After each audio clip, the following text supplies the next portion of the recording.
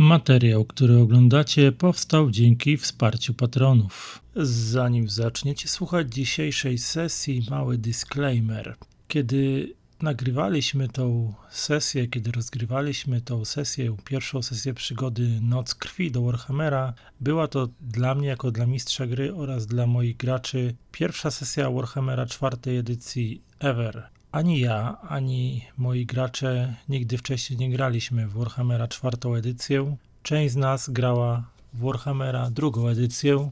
Ja wiele lat temu gdzieś tam liznąłem Warhammera 1. edycji, czyli pierdycji, ale nigdy nie graliśmy w 4.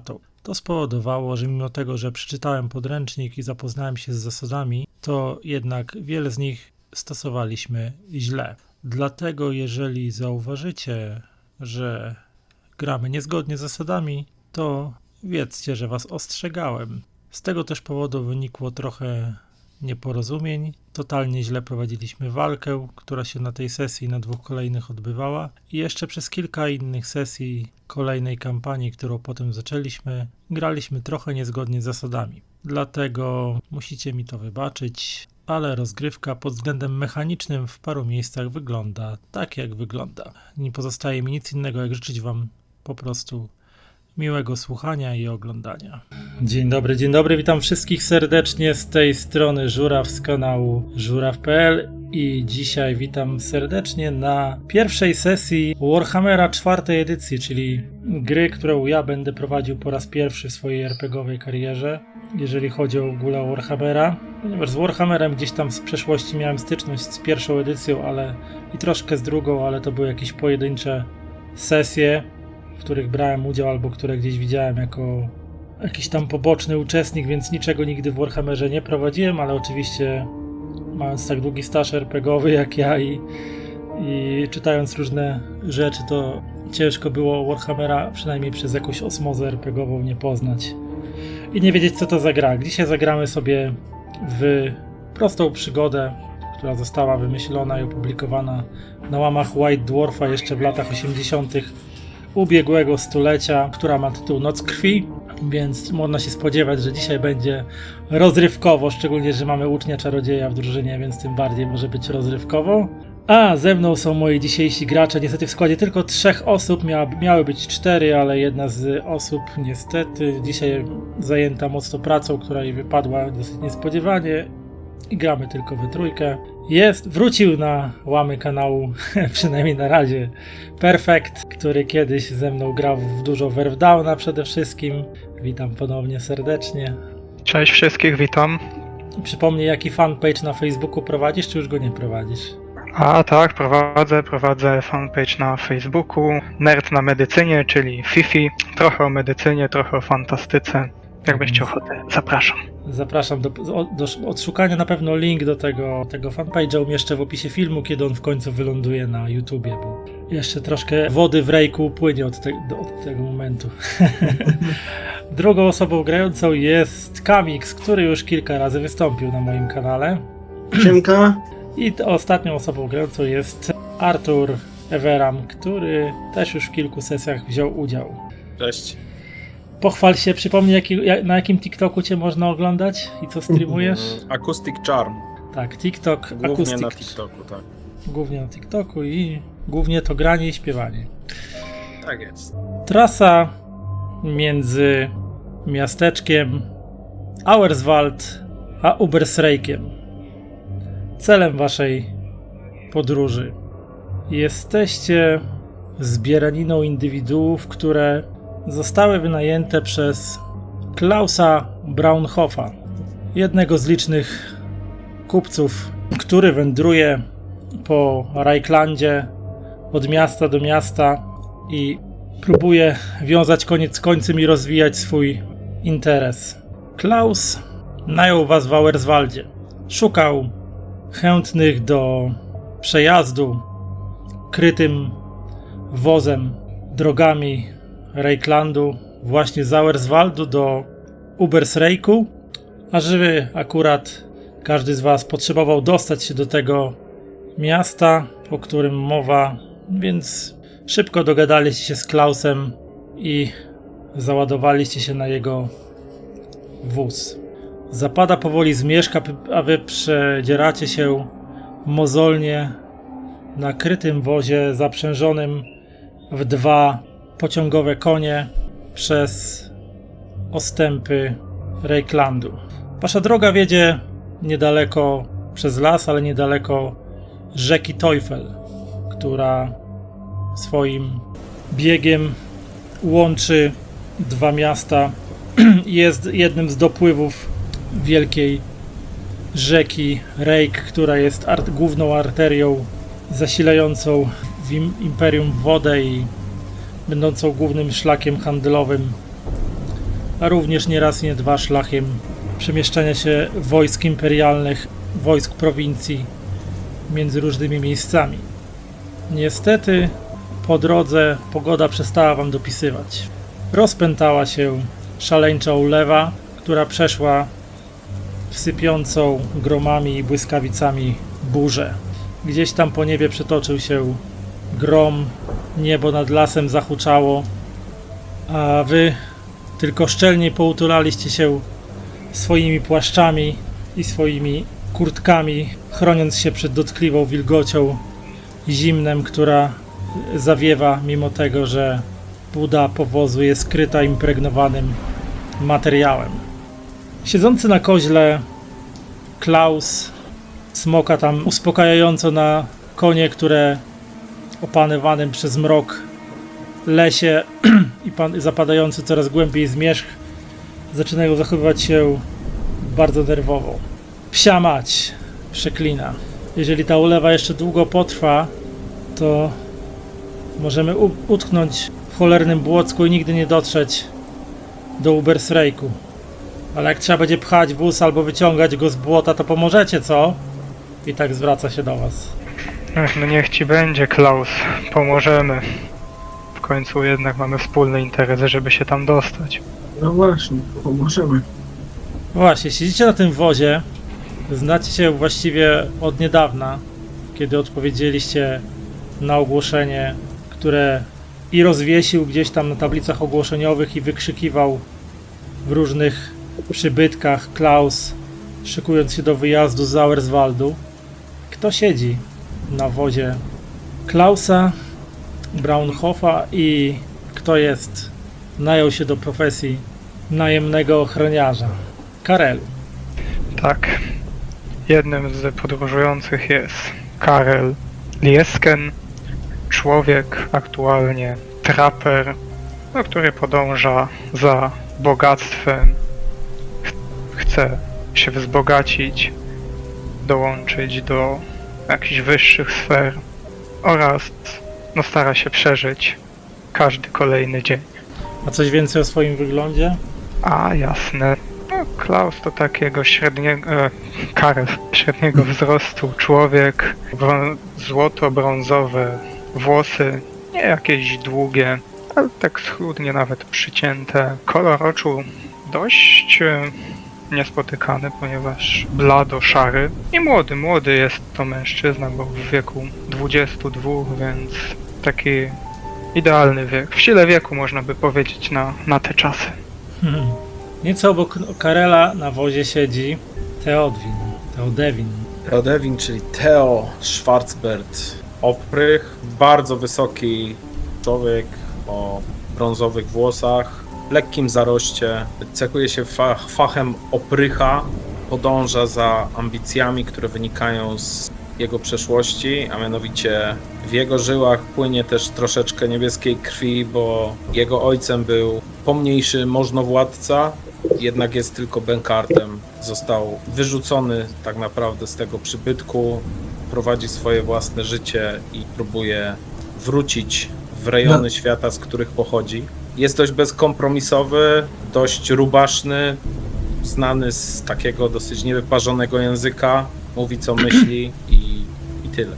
Na samym końcu wozu, gdzieś tam wciśnięty między skrzynię z towarami i torby, siedzi milcząca, zakapturzona postać, ukrywająca pod kapturem nie tylko swoje długie włosy, ale również długie i spiczaste uszy. A no tak, gdyż pochodzę... Ja jestem wysokim elfem, co można wnioskować, jeśli ktoś się nie przyjrzy dobrze i rozpozna te szlachetne rysy twarzy. Co po mojej ogładzie to trochę tak nie bardzo to dobrze świadczy. Ale pochodzi z Antuanu, więc bardzo z dalekiej północy. Nie wiem jak to określić geograficznie, ale nie tamte rejony. Jest dość taki małomówny, raczej nieufny wobec ludzi, ale z tutejszymi trzema jego mościami w miarę dobrze się dogaduje, ale wiadomo, stosunki międzyrasowe człowiek-elf bywają zazwyczaj chłodne, i jeśli by nie powiedzieć nieprzyjazne. Dobrze, że nie ma z nami krasnoluda, to już w ogóle było zgrzytanie zębów. Poza tym jest prosto ubrany, jak na wysokiej klasy społecznej elfa. Prosta kurtka, proste buty podróżnicze, proste ciuchy, które mogłyby się nadać do, jakby to powiedzieć, zepsucia. I jest dość tak, nie wiem czy na elfa wiek 88 lat to jest dość młody albo stary. Nie wiem jak to się patrzy. Pod prawym okiem mam taką malutką szramę, gdzie być może to było w wyniku jakiegoś eksperymentu magicznego, albo w wypadku przy bawieniu się ostrymi narzędziami, takim jak sztylety. Jest dość dużym elfem, jak na elfa przystało, dość grubym, bo 81 kg wagi. Dużo lębasów pierdalał i dużo liści klonowych wpieprzał. Ma siwe włosy, ma... Jeszcze nie wymyśliłem koloru oczu, ale powiedzmy, że ma ciemno-niebieskie. No i w zasadzie to chyba tyle. A i przy nim leży jeszcze też jego kostur z takim czarnym kamieniem, jako wieńczącą wieszą kostura. No i to chyba tyle. Burza się wzmaga. Zmierzch powoli przerodził się w noc, którą rozświetlają blade promienie Mansliba, jednego z dwóch księżyców, które zwisają nad Starym Światem i rozświetlają ciemności nocy. Morslip gdzieś tam księżyc o szmaragdowym blasku, gdzieś tam towarzyszy mu w oddaleniu, ale nie jest dzisiaj tym wiodącym księżycem i nie zwiastuje złego losu, złego fatum. Opowiadają gdzieś tam ludzie, że czasami z Morsliba na Stary Świat spadają zielone gwiazdy, które sieją zepsucie i chaos. Ale czy tak jest naprawdę?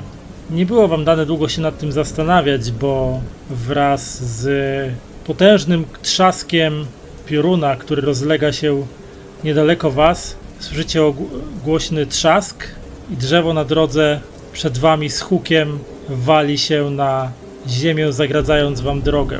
Klaus ściąga lejce, mrucząc pod nosem przekleństwa. No szkurwa mać! Jeszcze tego nam brakowało. No to co, chłopaki? Chyba trzeba pchać drzewo. Może najpierw je porąbiemy, bo tak całe drzewo, jak ono jest duże, w tej ciemności nic nie widać. Czekaj. Wytężał swój wzrok, patrzę jakie ono jest wielgachne. Bo ja mam jako elfy widzenie ciemności zapewne. Wiesz co? Rzuć na percepcję na poziomie trudności plus 10. Czyli umiejętności, percepcja, wymagający plus 10. Czekaj. Nie ma tu plus 10. Wymagający jest... A nie, problematyczny minus 1. Wymagający plus 0, przeciętny plus 20. Nie ma plus 10? Nie ma. No to na przeciętnym. Czyli na plus 20. Widzenie w ciemności. Cechy jaka? Percepcja. Tak, tylko inteligencja chyba, nie? Mam tak, trudność... W zakładce umiejętności. Tak, wiem, tylko że jak mam test percepcji, nie? Chyba domyślnie, nie? Bo mamy jako domyślnie ustawioną inicjatywę.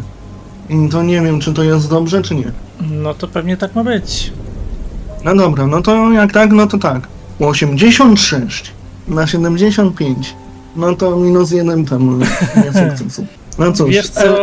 Wytęża swój wzrok, ale szalejąca ulewa strumieniami wody ciśnie ci się do oczu, więc ciągle je przymrużasz i próbujesz wytrzeć ręką wychylając się spod zadaszonej budy i wpatrujesz się w ciemność, próbujesz coś powiedzieć, więc widzisz, że na pewno na drodze leży drzewo. Ale ponieważ elfy nie tylko mają dobry wzrok, ale całkiem też niezły słuch, słyszysz, jak gdzieś tam między drzewami słychać trzask, jakby się coś przedzierało gwałtownie. Spróbuję natężyć ten mój drugi zmysł, w sensie ten słuch, wywnioskować, czy to coś jest mi znane, czy nieznane bardziej. Jeśli chodzi o zwierzoludzie, czy coś takiego. No to, to znowu na percepcję, tylko tym razem wymagający. No, to wymagające. Jak tak, no to tak, nie? 009. 9 na 55. Słyszysz, jak w waszym kierunku przedziera się jakaś zwierzyna. Może to jeleń, może łoś, a może niedźwiedź. Ciężko ocenić jeszcze w tych ciemnościach i w szumie deszczu, ale słyszysz też powarkiwania, kwiki. Zwierzyna jest ścigana. Panowie? Ktoś tu sobie nocą urządził polowanie. I to polowanie zbliża się w waszym kierunku. Panowie przygotować broń. Co? Ktoś nas atakuje? Nie, ale tutaj odbywa się jakieś polowanie. I to coś zmierza w naszą stronę. W tym momencie na drogę wyskakuje wypłoszony jeleń, który mało co aby nie wpadł na konie nerwowo przybierające kopytami w swoim zaprzęgu. Błyska tylko w świetle księżyca rozgorączkowanym spojrzeniem i tak jak szybko jak zjawił się na błotnistej drodze i coraz bardziej podmokłej, tak szybko znalazł się po drugiej stronie drogi w dalszej części lasu. A nie mówiłem? No ja dobywam broń i uchylam drzwiczki tego transportu, którym jedziemy, żeby być przygotowanym do zaskoczenia ewentualnego przeciwnika. Czyli można tak powiedzieć, biorąc pod uwagę, że stoimy na drodze z powozem. Ja wierzę w to, że to jakiś lokalny możnowładca i raczej nie zamierzam wyciągać na ten moment broni. Ja mam trochę swoich atutów w zanadrzu, także ja czekam na rozwój sytuacji. Chrząkania i powarkiwania się nasilają i z lasu wypada coś, czego nie mieliście chęci wcale w swojej drodze do Ubersreiku spotykać. Plaga rejklandzkich lasów i przekleństwo wszystkich tych, którzy przedkładają drogi lądowe nad drogi wodne. Nie, żeby drogi wodne były dużo bezpieczniejsze. Znaczy może na niektórych odcinkach rzek są dosyć bezpieczne, ale czasami zdarza się, że i wody mają swoje niebezpieczeństwo, z którymi można się zetknąć.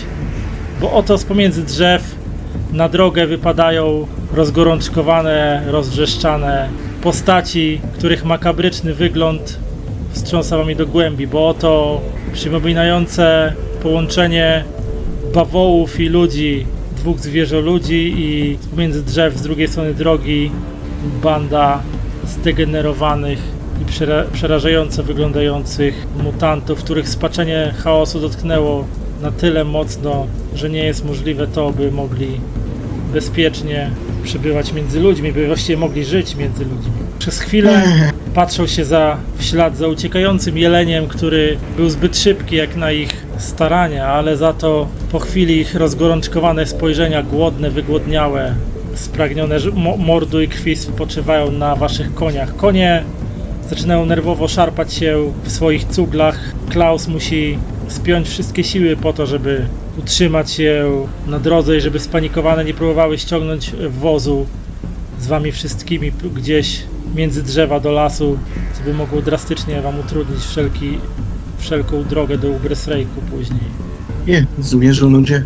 Może lepszym pomysłem jest, żebyśmy wyszli z wozu i uciekli. Zwierzoludzie zajmą się końmi, a my będziemy mogli uciekać przez las. Nie wiem, czy Klaus będzie się chciał tak chętnie pozbyć swoich koników. I co, myślisz, To że mnie droga interesuje. przez las będzie bardziej bezpieczna? Co mnie interesuje, jakiś Klaus. Ja chcę przeżyć. Nie damy rady tym zwierzoludziom. A myślę, że po głębszej części lasu nie będzie tych skurwysynów więcej. Może nie będzie ich tam teraz. Może uda nam się przetrwać chociaż do rana. Albo przeczekać burzę. Lepsze to niż walka z nimi. Wspaniała perspektywa przetrwać do rana. W okolicach zwierzoludzi. No, lepsza perspektywa niż zginąć z ręki zwierzoludzia. Czeka, bo co się dzieje? Jakieś takie okropne rzeczy się dzieją. Alon, możesz ich zaczarować? Mogę i chętnie bym to zrobił. Na kometą Kasandry. A jaki to ma zasięg, jeszcze musisz sobie sprawdzić. A no to już se sprawdzam. I już chwilkę, bo to jest komenta Kasandory. Splatasz, wykonaj przeciętny plus 20 test percepcji. Za każde osiągnięte PS możesz przesunąć punkt uderzenia o tyle metrów, ile wynosi twój bonus inicjatywy.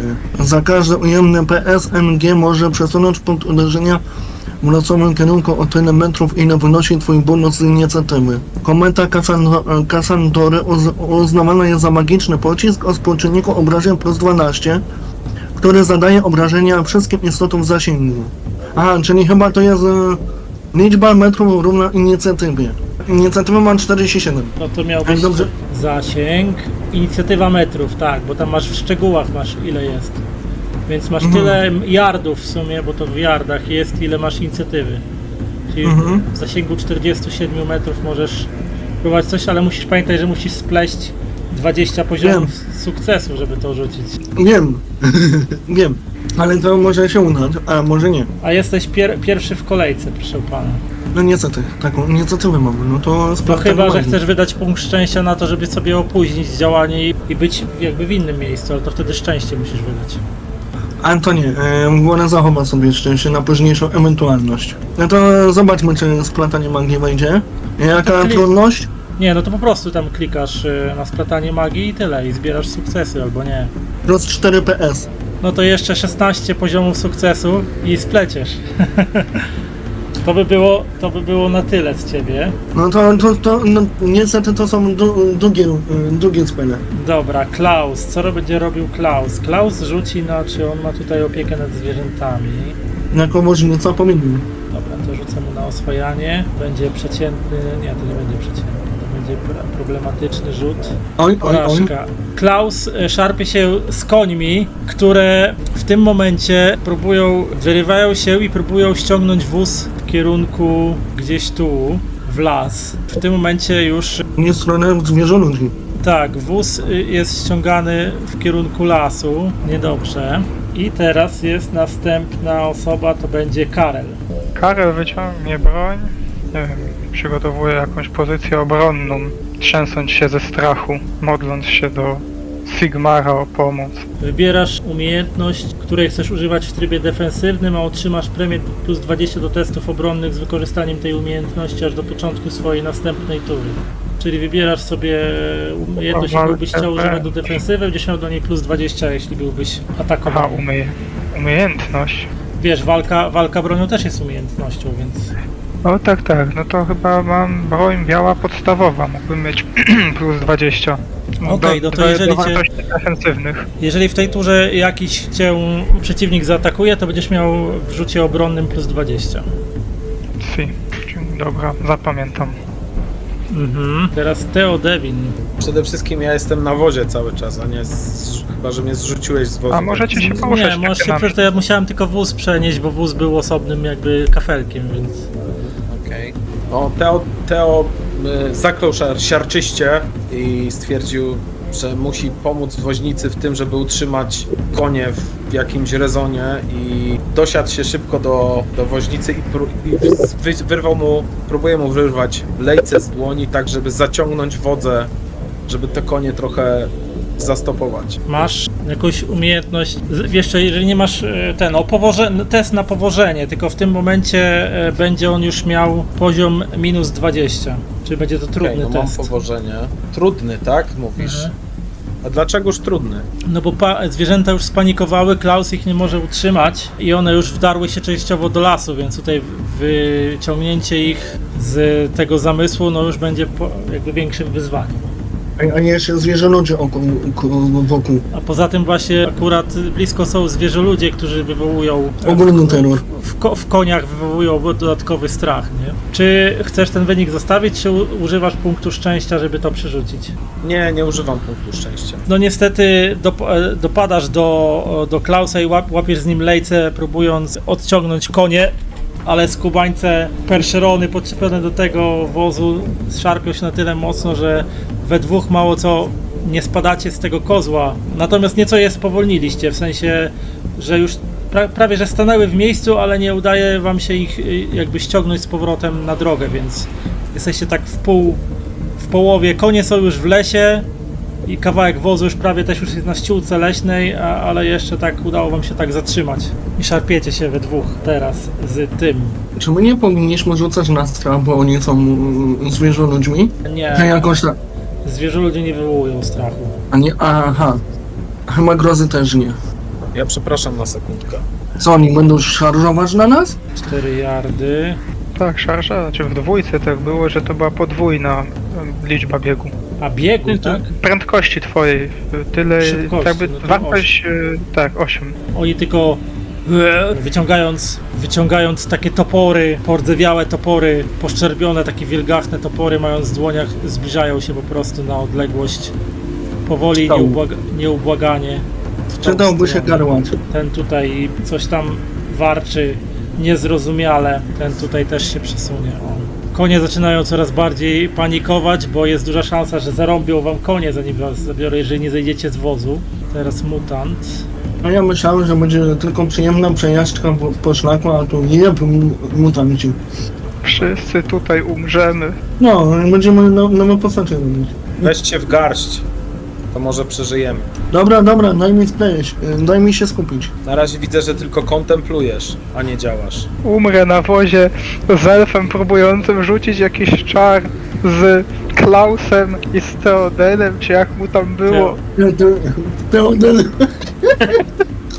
Zaraz ja cię zrzucę z tego wozu, jak będziesz tak marudził dalej. Może to i lepiej, może pod wozem mnie nie znajdą. Lepiej pod wozem niż na wozie w takiej sytuacji. Mutanci też się zbliżają do was, po prostu okrążając wóz od drugiej strony, czego wy w sumie za bardzo nie widzicie, bo siedzicie na wodzie. Teraz jest czarodziej, który na wozie kombinuje. Jak tu nie wnąć komentą? Jak tu nie wnąć komentą? No to dalej to splatanie Ja mam magii. mechaniczne pytanie, czy jak on rzuca czar, teraz miałby minus 4, tak by cofa się o te 4 punkty Tak. Tak, cofa się. Powodzenia w rzuceniu tego czaru. A bonus sukcesu mam jakiś? Nie, bo to by było za bonus sukcesu, to by było bonus za to, jakby się wartość powyżej 100. To wtedy za każde 10 powyżej 100 masz dodatkowy sukces. Ale Weszło. masz 4 sukcesy, więc masz już 8. Widzicie, z jakiej to jest szkoły magii, z jakiej to jest koloru? Niebios, Azyr. To jak to wygląda, jak zaczynasz zbierać ten wiatr wokół siebie? Widzicie nagle, że zaczyna zbierać się taki niebieskawy kolor wokół moich rąk. Powoli nabiera takiego bardzo jaskrawo niebieskiego wręcz kolorytu. Elf zaczyna coraz głośniej mamrotać po swojemu magicznemu językowi. Będę tutaj się bawił inkantacją, bo nie umiem inkantować, ale no po prostu tam wymawia te formuły, które mu są tylko dobrze znane. Coraz głośniej i głośniej. Klaus teraz rzuci, ponieważ mu pomagasz Theodewinie, no to Klaus będzie miał teraz bonus do rzutu na powożenie. Będzie nadal trudny. Wiesz co? Przy takim rzucie Klaus został ściągnięty z wozu i spada obok konia tutaj na ziemię. Spada z kozła i zostajesz Theodewinie sam z lejcami, z krzykiem, a konie zaczynają się znowu wyrywać w głąb lasu, co grozi rozpieprzeniem się wozu na drodze albo na jakimś drzewie. Karel, co ty robisz? Czy ten prezent da się jakoś rozszerzyć? Albo no tak, żeby wyjrzeć? Albo w ogóle wyskoczyć? Znaczy wiesz co, możesz wyskoczyć przez kozioł albo przez tył, tam gdzie czaruje, Nie, albo rozciąć po prostu powłokę tego i bezpośrednio. Dobra, to bym to właśnie chciał zrobić. Chciałbym rozciąć tą powłokę pierwszą akcją i wyskoczyć drugą w tym miejscu. To jasne, tylko na +0 test atletyki jeszcze po tym, czy przypadkiem gdzieś się nie poślizgniesz w tym deszczu i nie zlecisz z tego wozu na swój Jasne. głupi ryj, tak? Atletyka, dobra. Na +0, tak? Tak. No, niestety. Spadasz, znaczy Oj. rozcinasz to i próbujesz, wstajesz na brzegu, wiesz, na tej burcie jakby wozu, próbując między tymi rozciętym materiałem wydostać się na zewnątrz, ale twoja stopa się, i to jest jeszcze jest pech, bo to jest dublet, krytyczna porażka, po prostu stopa ci się ześlizguje i spadasz na ziemię, broń wypada ci z ręki, możesz sobie tam w walce odłączyć, że nie jest jakby włożona do ręki w tym momencie i to jest raz, a dwa dostajesz status powalenie. Nie chciałeś tego sobie przerzucić czasem? Chyba że chcesz to przerzucić za punkt szczęścia. A okej, bo tutaj te punkty działają jak w dwójce. No to tak, no to wydajesz Tak, punkt możemy szczęścia, tam sobie spróbować. obniżasz o jeden i możesz spróbować jeszcze raz. Klika prawym, użyj punktu szczęścia, aby przerzucić. Dobra, no to Aha. spróbuję. O. A, możesz tak prawym, tak? O, spoko. No. Dobra. No nie. Proszę, lepiej. No nie, ale- muszę się lecieć. A to dobra, no to przynajmniej wiesz co, spadasz, zarabiasz jedno obrażenie po prostu za to, że zleciałeś z tego wozu, ale nie upuszczasz broni, więc... A, okej. Ale nie rozwaliłeś sobie tego głupiego ryja. Znaczy trochę rozwalił, trochę się potłukłeś, ale nie upuściłeś broni przynajmniej. Aha, dobra, czyli 13 żywotności sobie zapiszę. Tak, i teraz Theodewin.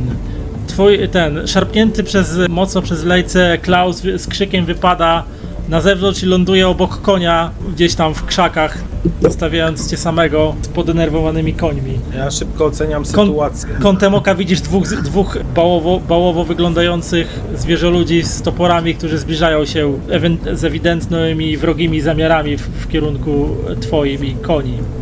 Rozumiem, że moje szanse na zatrzymanie tego wozu nie wzrosły, a wręcz przeciwnie, tak? No nadal masz trudny rzut na powożenie, jeśli chcesz. No nie zastanawiając się długo, znowu przeklinając i spluwając, próbuję się wydostać z wozu, żeby zaatakować te dwa zwierzoludy, które atakują konie. Mhm.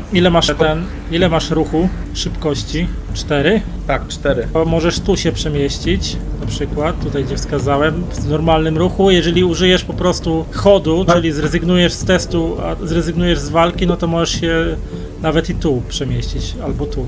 A, panie Ale- MG, na komercji Kassandory mam błąd. Nie 20 PZ, tylko 10. Czemu? Zobacz sobie pan do podręcznika.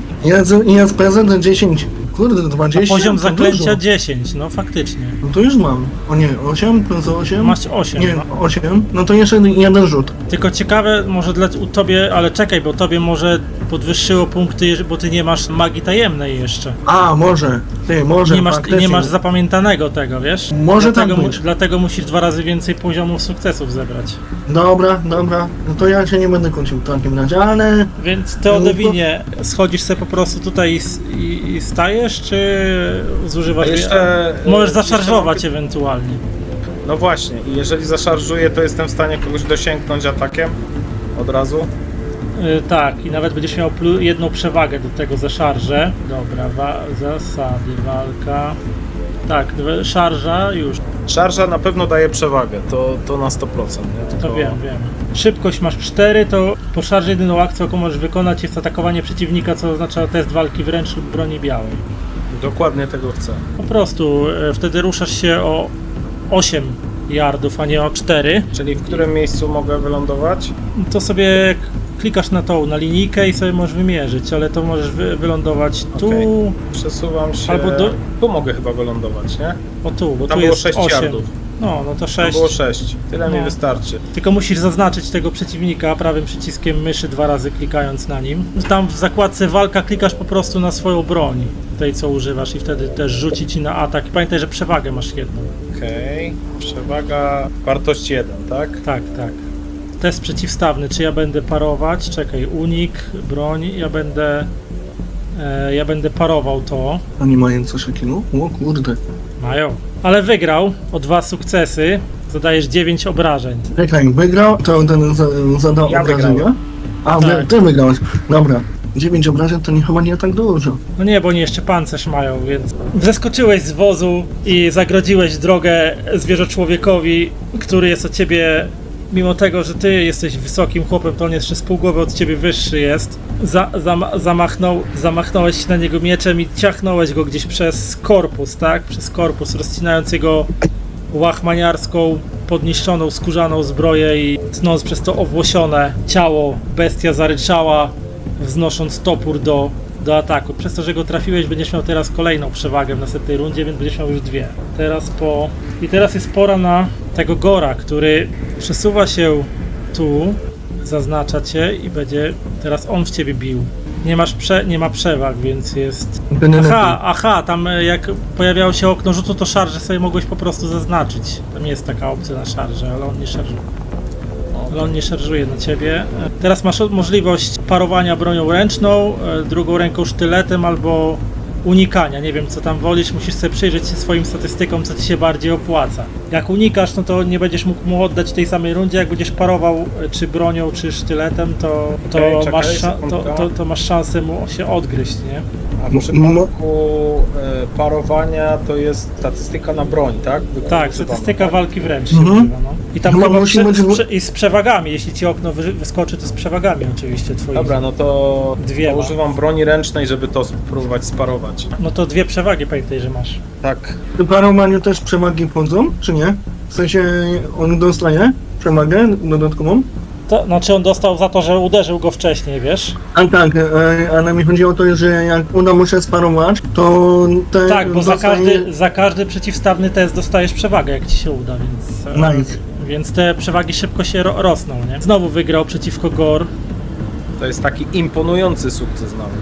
No. Tylko ciekawe, dlaczego nie wyskoczyły 2 sukcesy, więc powinieneś mu obrażenia zadać. No, ale napisane piszę 11 na miasie, obrażenia. 11 obrażeń. Przy PS-ie masz. Aha. PS plus 4, na miasie 11 obrażeń. A zaaplikowałeś mu te obrażenia? Może nie miałem go zaznaczonego, być może dlatego. No to właśnie, bo teraz 11 minus... Tylko nie spoileruj, ile mają życia. Dobra. Zaraz Bo się się- przekonamy może. No, bo możemy się zdziwić. Ale z tego co pamiętam, to gory chyba nie były jakieś takie bardzo, bardzo żywotne ze zwierzę ludzi. Dobra, no w każdym razie oddałeś mu już, że będziemy już 3 przewagi, jeśli coś. Ale on teraz cię dopada, ten drugi Gor, on na ciebie będzie szarżował. O kurwa, 2 na 1. To nie fair. To jest z przewagą, oni teraz mają przewagę za to, że na ciebie szarżują. Znaczy ten ma przewagę, że na ciebie szarżuje. Bo ma kolegę obok. Więc Wiem, ty że tam było coś takiego, że w przypadku, jeżeli jestem osaczony, to przez tracisz więcej niż jedną przewagę, no to będziesz miał to tracę przewagę. na 2 ci spada, tak. A powiedz mi, ten Goro, który tam wcześniej został powalony, to on nie musiał rzucić na akcję wstania? On jeszcze nie jest powalony. Aha, Bo by O wyskoczyło, kurde. że jest powalenie, wiesz? Nie jest jeszcze powalony. No i znowu Gor atakuje, co robisz? No to samo, czyli paruję bronią ręczną. Teraz czekaj, zaznaczę go. No, zaznacz go. Cały czas mam 2 przewagi, nie? Tak. Tamta się jakby zredukowała. nice. 3, więc udało cię sparować i mu oddajesz. Trafiasz go w nogę. 10 obrażeń, tak, dobra, minus pancerz. Pewnie mają w chuj pancerze. I dobra, dostałeś kolejną przewagę zatem, bo nie dajesz się trafić, a on stracił tą przewagę z szarży przez to. Ale teraz jest mutant. Ten mutant, czy on będzie miał możliwość szarżowania? Zaraz sprawdzimy. Wszyscy na mnie teraz, panowie. Tak, no, będzie... Więc ten mutant- Poczekaj, ja muszę mieć jeszcze 12 tam... Więc ten mutant biegnie tutaj i będzie cię atakował z tej strony, więc tracisz Kurde. przewagę znowu. On dupy strony cię atakuje teraz. Zbyt ambitny czar wziął na pierwszy rzut. Szarża. No to ja to samo, czyli paruję bronią ręczną. Oj, O, zadałeś obrażenia teraz. Ale co? Mutant Ale wygrał. on wygrał ich. Tracisz On wszystkie dodał. przewagi niestety w tym momencie. A on Ale ja tu mam taką opcję, zadaj obrażenia. to jest w ciebie, wiesz? To w ciebie poszły obrażenia. 7 w głowę. Pamiętaj, że w rzutach niekiedy jak masz punkty szczęścia, to możesz ich używać. Tak samo jak punkty bohatera, tylko że punkty bohatera się prawie że nie odnawiają. Ciężko jest, żeby sobie odnowić punkty. bo to są jak, bo to są to jak nie punkty pomyślałem. przeznaczenia. Okej, dobra, ten mutant dopadł i chlasnął też takim pordzewiałym mieczem w głowę. Ten kolejny mutant, on normalnie przemieści tutaj w kierunku czarującego elfa. Dobra, Siema! ten Dostanę toporem przez łapy. ten mutant tak samo w kierunku czarującego elfa, a ten mutant też zaszarżuje tutaj i będzie 4 na 1 gankował. Ja pierdzielę. Jednego. Opie, pomocy, pomóżcie mi! Wiatry magii, przybywajcie szybciej. Dobra, mutant celuje w to. Okej, sekundeczka. Ja mam 0 przewagi teraz, to ja staram się uniknąć tego. Pierwsza walka i pierwsze zgony. Ale wygrałeś, więc dostajesz znowu jedną przewagę do następnego rzutu, więc uniknąłeś. Uniknąłeś ataku, nie? Jakimś cudem, ale jesteś otoczony przez 4. Widzisz 2 zwierzoludzi, 2 mutanty, z których jeden ma jakąś tam mackę zamiast ręki, a drugi ma taką zaropiałą, złuszczającą się skórę. Ja się ich nie boję, siła. Siła, nie? Miła adrenalina. I teraz jest Nalun Adin. Wzywam wszystkim bogom Ultuanu, żeby mi wspomogli i dali największą siłę magiczną, jaką mogę mieć. Poproszę.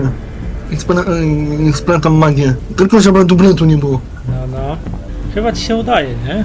Plus 3. Tak, więc już masz 11 sukcesów, więc się zbliżasz. Ta łuna magiczna wokół ciebie zaczyna być coraz jaśniejsza, nie?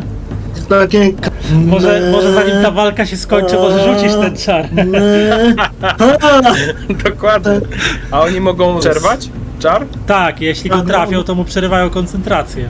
I tracę wszystkie przewagi. Nie, no też przewagi tracę, a i chyba wszystkie te... I musi zaczynać od nowa. Ja tylko spoglądam na Klausa, mówię, Klaus, tylko nie... Klaus, czekaj. Aha, bo Klaus to jest woźnica, nie? No. Klaus, staraj się zatrzymać wóz! Klaus, dobra, wykonam atletyki test, plus 0, żeby dostać się na wóz z powrotem najpierw. No niestety nie, próbuję wdrapywać się na kozioł, ale niestety spada tutaj obok, ześlizguje się i z krzykiem spada znowu gdzieś tam między konia a wóz. I to by było na tyle z jego wysiłków. Teraz Karel... Ja się podnoszę. Widziałeś tylko, wiesz, podnosząc się, widziałeś tylko jak Klaus zleciał z wozu, potem wstał, próbował włazić na kozła, ale znowu z niego zleciał, bo tam się konie szarpią I zaczyna się śmiać. i wciągają. I słyszysz tylko szczęk tam uderzeń i pokrzykiwania Theodewina, który gdzieś tam toczy zaciętą walkę z przeważającymi siłami wroga. Teraz biec, czy mogę wykonać tylko ten normalny swój chód? Jeżeli wykonasz chód, to nie będziesz już nic mógł robić. No, bo biec już nie mogę. Znaczy, możesz biec chyba. Czekaj, zaraz ci powiem, jak to jest z tym ruchem. Ruch podczas walki. W tabeli szybkości... Bo ja chcę wstać, wiadomo, bo leżę i chciałbym pobiec, ale jeżeli to jest jakaś tam akcja podwójna czy coś, no to rozumiem oczywiście i wtedy tylko się przejdę. Ja tylko się tak zapytam, ponieważ minęła 1 tura, to ten wóz się nie ruszył w żaden sposób? W sumie mogę go głębiej gdzieś tam wsadzić. Można trochę elfa oddalić od tych... No. Ja na przykład jestem gdzieś tutaj. O. Więc wóz wjechał głębiej do lasu. Teraz ten będzie gdzieś tu. Karel, jesteś tutaj. No tak. Okej, dobra. Możesz biegać, tylko jeśli chcesz tak z miejsca ruszyć do biegu, to musisz zdać najpierw przeciętny test atletyki. A co mi mogą jeszcze ze złuku, to by było Bo prościej. tak to możesz się o swój chód poruszyć. Okej, to chyba wolę bezpiecznie się poruszyć. Chyba że szarżować, to wtedy na 8 metrów możesz szarżować na przykład mutanta, jeśli byś chciał. Jeśli byś wystarczająco miał odległość. Ale chudy to ja mam tak czy siak 8 metrów. Ale nie, masz 10 yardów, masz to chyba na tyle, nie masz szarży, więc... Znaczy nie no, ja nie chcę szarżować, bo tu jest, tak czy siak jest wóz czy coś, więc nie. Dokładnie, ja się chowam gdzieś tutaj, pod ścianę. Ty się chowasz, fajnie. Fajny kolega z ciebie, dobra. No Karel słyszał o zwierzoludziach i nie chce z nimi walczyć. Milusia. Milusia. Szczególnie, że tego jednego w zasadzie to konie stratowały, a zaraz jeszcze ten... A w sumie właśnie, Przejadą jeśli...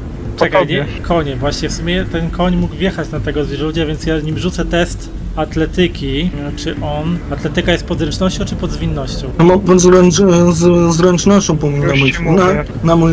Atletyka jest zwinność cecha. Od Pod zwinności. zręcznością, dobra. To rzucę sobie na atletykę. Okej, zdał, więc udało mu się uskoczyć przed koniem. Uskoczył tutaj.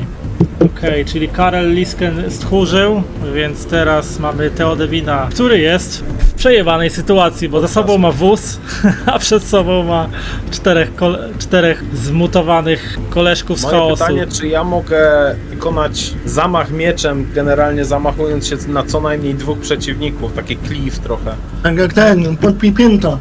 Wiesz co? Najlepiej to więcej niż 2. Chyba nigdy nie było... Czyli barbecue tam. robisz. Tylko, że nie masz pełniącego miecza. No niestety. Rundy poza walką, zaskoczenie. A czemu walczysz? Chyba żebyś miał jakiś talent, który by ci na to pozwalał, bo tak to raczej się nie da. A to musi mieć talent? Jestem urodzonym wojownikiem, ale to mi nie daje takiego czegoś. Może geniusz arytmetyczny.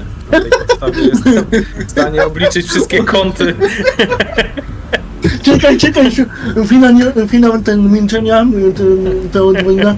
Liczy szybko w głowie statystykę, kiedy umrze, nie? Nie no, dobra. Czyli mówisz, że nie mogę, tak? To atakuję tego, który Czekaj. tak naprawdę no. Aha, atakowanie celu z przewagą 3/1 to już jest plus 40 do rzutu dla nich, więc O kurwujszy. No To to nara. GG. No to elo. Za mało No, nas. raczej nie jesteś w dobrej sytuacji, no. Możesz próbować Jeżeli uciekać, masz możliwość, to teoretycznie możesz uciekać na wóz, tylko będziesz miał Rzuty na uniknięcie. na atletykę, nie, no rzut na atletykę minus 10. No to nie jest tak źle jeszcze. Chyba. No tak, tylko oni No tak, za mną w podążą. zakresie do tego. 20% No, ale mogę spróbować, powodzenia. no bo w takiej sytuacji jestem. A gdzie się na ten wóz mogę ruszyć? No tam gdzie ci miejsce? pozwala twój ruch, nie? Okej. Czyli tu, Dobra. albo tu, albo no gdzieś tak, któraś z tych 4 pól.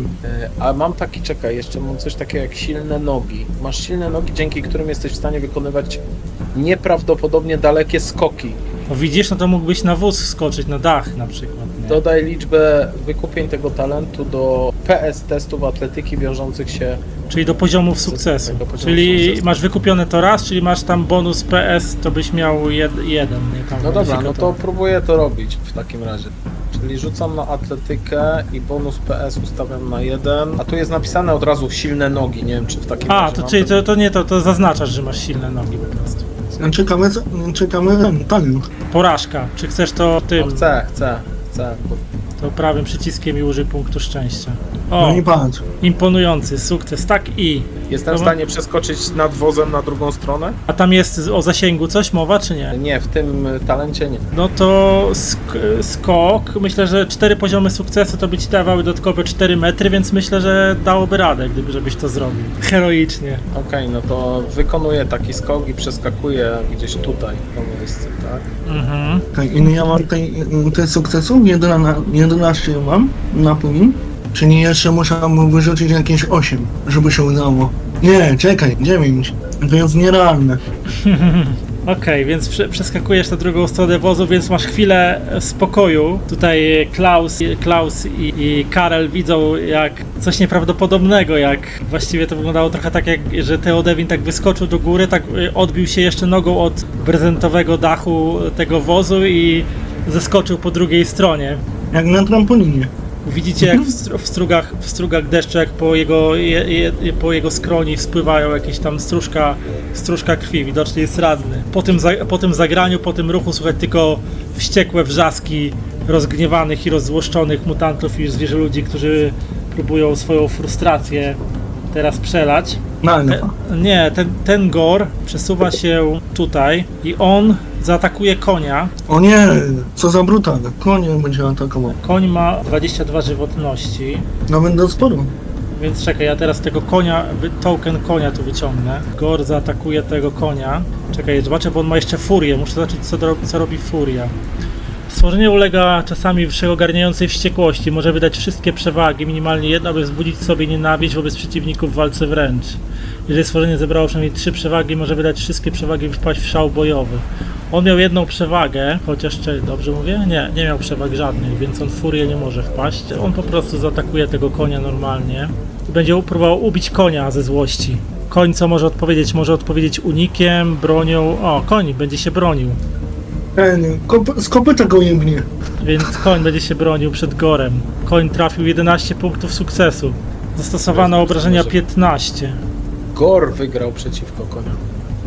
Gor wygrał przeciwko koniowi. A, okej, No. więc dobra, więc tutaj no koń, słyszysz tylko przede wszystkim, no, w sumie słyszycie wszyscy, ale najbardziej słyszy to Klaus, który wydziera się: nie, zostaw mojego konia! Oraz ty, Theodewinie, i ty, Nalunie, słyszycie tylko takie rżenie głośne, takie rżenie bólu, kiedy To jest Topór- topór Gora Bardzo po bolesne. prostu zatapia się gdzieś tam w cielsku konia, zadając poważne obrażenia. Dobra. Dla elfa tym bardziej bolesny. Ten gor tak samo będzie zarąbywał konia znowu, bo się wkurzyły. No po prostu chcą zarąbać konia, bo coś mogą zabić. Nieważne co. Zostawcie konika, bo was zajmie. Koń będzie tutaj próbował Iha! unikać. Ale Gor wygrał przeciwko koniowi, więc zadaje obrażenia. Trafienie krytyczne. W co? Postać otrzymuje uraz, zerwanie mięśni pomniejsze. On już jest prawie nieżywy. No, No. Jak to ma się do wozu? Ciekawe jest. Nie no, wóz w tym momencie się zatrzyma, nie? No bo koń jeden praktycznie... Ludzie, przestańcie się przejmować wozem, zacznijcie uciekać. Powolenie. Mutant po prostu se przejdzie tu, w kierunku czarodzieja. Zostaw Ten mutant zaszarżuje na czarodzieja. co? Zaszarżuje na ciebie. Nie, to ja daję łapkę w dół i spierdalam. Rzuca, oj, 20 rzucił przeciwko tobie. więc- Właśnie jakieś tendencyjne te rzuty chciałem powiedzieć cały czas. Ale to ja się paruję kosturem. Znaczy, nie chcę być niszczycielem jakiejś dobrej zabawy, ale kostur ma w razie czego zdolność parujący, albo nie wiem, możesz nim parować? Mogę chyba... Bo sztyletem na pewno możesz parować, jak go masz w dobrej ręce. Czekaj, walka. Znaczy, jeżeli Parująca, ogłuszająca. Spójrz na... Jakby chyba nie miał cechy na planszę. parujące, to nie mógłby być... Jeżeli jest cecha parująca, to będziesz miał przycisk przy tym rzucie. Paruj, No. unik, tego typu rzeczy. Jak tam nie masz tego, to nie możesz sparować. Wygrał mutant przeciwko tobie, zadaje obrażenia. Stosowane obrażenia 8, więc przerywa ci niestety, zeruje ci twoje, nie wiem czy ci automatycznie wyczyściło punkty sukcesu, czy nie, ale tak, dostałeś. Czekaj. Podczas pracy a koncentracji... Czy tracisz automatycznie koncentrację, czy będziesz musiał rzucić Masz jakiś Mam- test? tutaj masz -1. Nie wiem, czy to ma... Nie, muszę wykonać minus 20 trudny test opanowania. No to rzucaj na test opanowania. To przynajmniej tak pisze tam jak jest przy zakłóceniu splataniu. Mhm. No to rzucaj. Opanowanie. Umiejętnościa. Minus 20. Się Masz. udało. Udało ci się, więc utrzymujesz swoją koncentrację, mimo tego, że dostałeś w prawe ramię. To This is Sparta. to mocno, gdzieś tam jakieś też rozdarło ci to szatę, rozdarło ci to twoją jakąś zbroję i czujesz niesamowity ból, zaciskasz zęby, cedząc kolejne słowa inkantacji, ale utrzymujesz ją. I teraz ten mutant, ile on ma do ciebie, zaraz sobie zmierzymy, czy ja mogę cię zaszarżować. Więc ten mutant też tutaj szarżuje i robi broń, szarża i celuje. Celuje, no też kolejny mutant cię zaszarżował. No nie, to zaraz muszę opanowanie, żeby utrzymać. Czekaj, zadaję obrażenia na razie, dostajesz w głowę, trafienie krytyczne dostajesz. Czy chcesz dowiedzieć się, jakie było trafienie krytyczne? No chciałbym. Czy chcesz... Może będę... nie masz punktów szczęścia, tak? Ty nie masz, nie? Ty nie masz nie nic. mam. No to umarłem. 70. Czyli będę specjalnym czarodziejem? Silny cios trafia w sam środek twarzy, a postać zalewa się krwią. Postać dostajesz 2 poziomy stanu krwawienia. Nie wiem, czy to ci się automatycznie wstawiło, czy nie. Czekaj. Nie chcę nic mówić, ale zostało ci 3 życia. A Wiem. Efekty, czy ty będziesz miał... Dobra, Żywotność 0. dostajesz 3 krwawienia. Musisz zdać wymagający test odporności, czyli na 0. To była umiejętność? Czy to... A jest, odporność. No na 0. No 0. No to umarłem? Porażka, nie, dostajesz jeszcze oszołomienie. Czekaj, oszołomienie, to jest to. A mogę szyć z łuku. A matka ci mówiła, szyj z łuku, debilu. Oszołomienie dostajesz jeszcze, okej. Po wyleczeniu tej rany postać otrzymuje premię +1 lub karę -1 do testów w kontaktach społecznych w zależności od kontekstu. Chyba że podjęto test chirurgii, by nastawić i wyprostować nos. Czyli rozwalił ci nos. Będę jak Voldemort. W tym momencie już na pewno tracisz chyba... Jesteś oszołomiony, więc na pewno tracisz wszystkie koncentracje na czarze. A ma tak. Bo oszołomienie... Ze mnie to już chyba prawie nic nie zostało. Wciąż możesz się bronić w testach przeciwstawnych, ale nie przy pomocy języka magicznego, czyli nie możesz rzucać. No nic. Dobra, i krwawisz, więc jeszcze wykrwawiasz. 3 obrażenia zarobisz w następnej rundzie chyba. No to nie wiem. Chyba umieram. Tyle by było z mojej postaci. Nie no, masz te punkty... Nie ma właśnie, bo on jest elfem. Ja w życiu. Wydawało mi No się, nie że mam. z jednym. Ale Czekaj, tak mi się czekaj. wyrozumało. Szczególnie, że miał punkt... Aha, nie, ty nie miałeś punktu szczęścia jeszcze używanego, no więc... Mi się wydaje, że znaczy on nie miał w ogóle punktu szczęścia, bo mu przy tworzeniu postaci w ogóle wyskoczyło, że nie będzie mieć. A, no to okej, no to może tu Czekaj, elfy są tak mocne. I skończyło się chojrakowanie. Może pomogę się do Cincha, żeby zgniótł te skurwysyny. Panie MG, mogę poprosić o pomoc o czarne potęgi? W sumie możesz, ale w sumie jest jakiś moment, w którym jest ten pakt. Czekaj, zepsucie jest. Zepsucie, okej, dobra, otrzymanie punktu zepsucia, źródła spaczenia umiarkowane, pomniejsze, Pomogę się do Cincha. odkupienie, zasada powolne manifestacje, mroczne pakty, mroczne pakty, magia, Bo i tak jak mam- pakty. Bo i tak jak mam umrzeć, no to jakoś coś odjebie. I oto dwie główne drogi do zepsucia: mroczne pakty oraz źródła spaczenia. Czasami po prostu musisz odnieść sukces, zazwyczaj oznacza to powodzenie w niezwykle ważnym teście. Jeśli odniesiesz porażkę, możesz zużyć punkt szczęścia i powtórzyć test, licząc na to, że tym razem wypadnie pomyślnie, ale co jeśli znów się nie uda? Albo nie masz już żadnych punktów szczęścia, nadchodzi czas na zdobycie mrocznego paktu. Możesz świadomie zdecydować, że postać otrzyma punkt zepsucia, by ponownie wykonać test, nawet jeśli nastąpił już przerzut. No to tak zrobimy. Pomogę się do wszystkim znanym... Tylko ty potęg- chcesz co przerzucać? Jeszcze pytanie. Siłę woli. A nie parowanie lepiej by było? To byś nie zarobił. Parowanie, czyli... Tam nie wiem, czy jest tam, tak, dobij mrocznego paktu. Tam jest użycie tego. Czyli tu... Dobij mrocznego paktu, więc widzisz jak wiatr magii zaczynają wsączać się takie wielobarwne jakby krople deszczu, które spadają wszędzie dookoła, to niektóre mieniąc się takimi wszystkimi kolorami tęczy, pryzmatycznym takim jakby rozbiciem światła, zaczynają, zatrzymywać się na twoim kosturze i widzisz, że te wspływające krople zamieniają się w takie oczy, które się w ciebie wpatrują na tym kosturze i słyszysz takie szepty: pomożemy ci, ale pamiętaj, od kogo pochodzi magia. Tylko czekaj, wtedy musiałbym zdjąć z ciebie te statusy. Jeżeli... Ultra instynkt Goku się włącza. Bo ty teraz na parowanie chcesz rzut powtórzyć, nie? Tak, tylko muszę to wejść w statystyki normalnie, nie? Patrz, weszło. Więc sparowałeś ten cios, więc te wszystkie, wróć sobie te obrażenia, które dostałeś wtedy, to czekaj, dostałeś 6 obrażeń, zdobiłeś mrocznego paktu, a punkt zepsucia sobie dodało ci punkt zepsucia, tak? Więc jeszcze chyba musisz zdać plus 0 test odporności lub opanowania. W twoim przypadku byłby to test opanowania, bo myślę, że to będzie szło w kierunku psychicznej. Dobra. Jakie trudność? Plus Wymagające? Zero. Czyli plus 0, okej. Okej, Weszło. opanowałeś się, więc nie będzie ci też, nie będziesz miał dodatkowych skutków. Nie będę psychiczny. Oddałeś się mrocznym potęgom na chwilę. Dobra, ten mutant jeszcze jeden. No to ten mutant po prostu będzie sobie szedł w tym kierunku i tyle. I tak muszę wszystkie... Jesteś teraz ty. No to ja po prostu szyję z łuku. Przerywasz czar i szyjesz z łuku, ale możesz się, zawsze możesz jeszcze tam o ruch swój cofnąć w głąb wozu, albo iść w kierunku... Nie wiem, czy to jest dobry pomysł. Albo iść w kierunku Teodewina na przykład, nie? No bo... No to idę w stronę chłopaków po prostu. Dwa pola się możesz przesunąć, ale 2 pola tylko, bo ile masz ruchu? 4 czy 6? Szybkość mam 5. Aha, no to 5 to tutaj byś pewnie się mógł przesunąć, koło Teodewina. O, no to tutaj, o. A ty masz łuk? No mam jako tam broń. I jeszcze, czekaj, walka. Ale zaznacz sobie cel. Czekaj, uposażenie. Mam kostur? Nie mam łuku. Więc może na twoim miejscu trzeba było dalej się uciekać. żeby No się to ja tak bardziej będę tam dalej tak w stronę głąb lasu. To Teodewinie widzisz, jak elf porzucił zamysł rzucania czarów i spieprza w kierunku Karela, który kitra się pod ścianą. Okej, następny jest Klaus. Klaus się wkurza, dobywa broni i przemieszcza się: zostaw moje konie po Krako, pomóżcie mi ich odeprzeć, bo inaczej nic z naszej podróży, krzyczy do reszty. Do reszty, czyli do nas. No do was.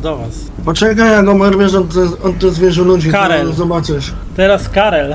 Tak jest, to ja wykonuję 2 razy akcję ruch, czyli przesuwam się w sumie o 8 pól. 1, 2, 3, 4. 1, 2, tak, 3. Tylko czekaj, bo ty tam nie za dużo, bo 2 yardy to jest 2 pola, 4 yardy są 3 pola, A, 6 yardów, 8 yardów to jest 5 pól. no a mówię, że 2 razy się ruszam. Ty Ja się biegniesz, tylko tak? ruszam. No, znaczy muszę biec, nie mogę jakby 2 razy po prostu przejść, bo nie wiem jak to tu wygląda po prostu. Nie, tutaj się możesz ruszyć w swojej jakby rundzie o 8 metrów maksymalnie, jeśli rezygnujesz z akcji, a jak chcesz biec, no to musisz zdać test atletyki najpierw na poziomie 20. Dobrze, to w takim razie cofnijmy się tutaj i chcę zdać na test atletyki. Czyli dalej będziesz uciekał po prostu. No tak, no. W sensie, to jest minus 20 czy plus 20? Plus 20. Ja wolałbym to przerzucić. Za punkt szczęścia chcesz, tak? No tak, nadal one się odnawiają co ta pasja. Czy oczywiście o ile przeżyję. Czyli możesz się ruszyć po prostu o 5 pól maksymalnie. No nie o 4, bo mam prędkość 4, tak? Czy jak to się tu liczy? To masz yardy, nie? No to Aha, czyli jedno masz- pole są 2 yardy, czyli dalej o 4 pola. No to 4 yardy to jest 2 pola, tak jakby, od ciebie. Możesz linijką sobie, jak klikniesz sobie tam na linijeczkę, to co możesz wymierzyć. No, okej, czyli mogę 8 yardów, no czyli tutaj, aha, dobra, no to okej, to mi pasuje. Dobra, no to ja się przesuwam tutaj. Więc tutaj Elfie widzisz razem z Theodewinem, że wasz znajomek spieprza po prostu, widząc całą tą sytuację. Theodewin teraz. Theodewin spluwa na ziemię i mówi: żałosny jesteś. Krzyczy. Żałosny. I tym razem przesuwam się w stronę Klausa.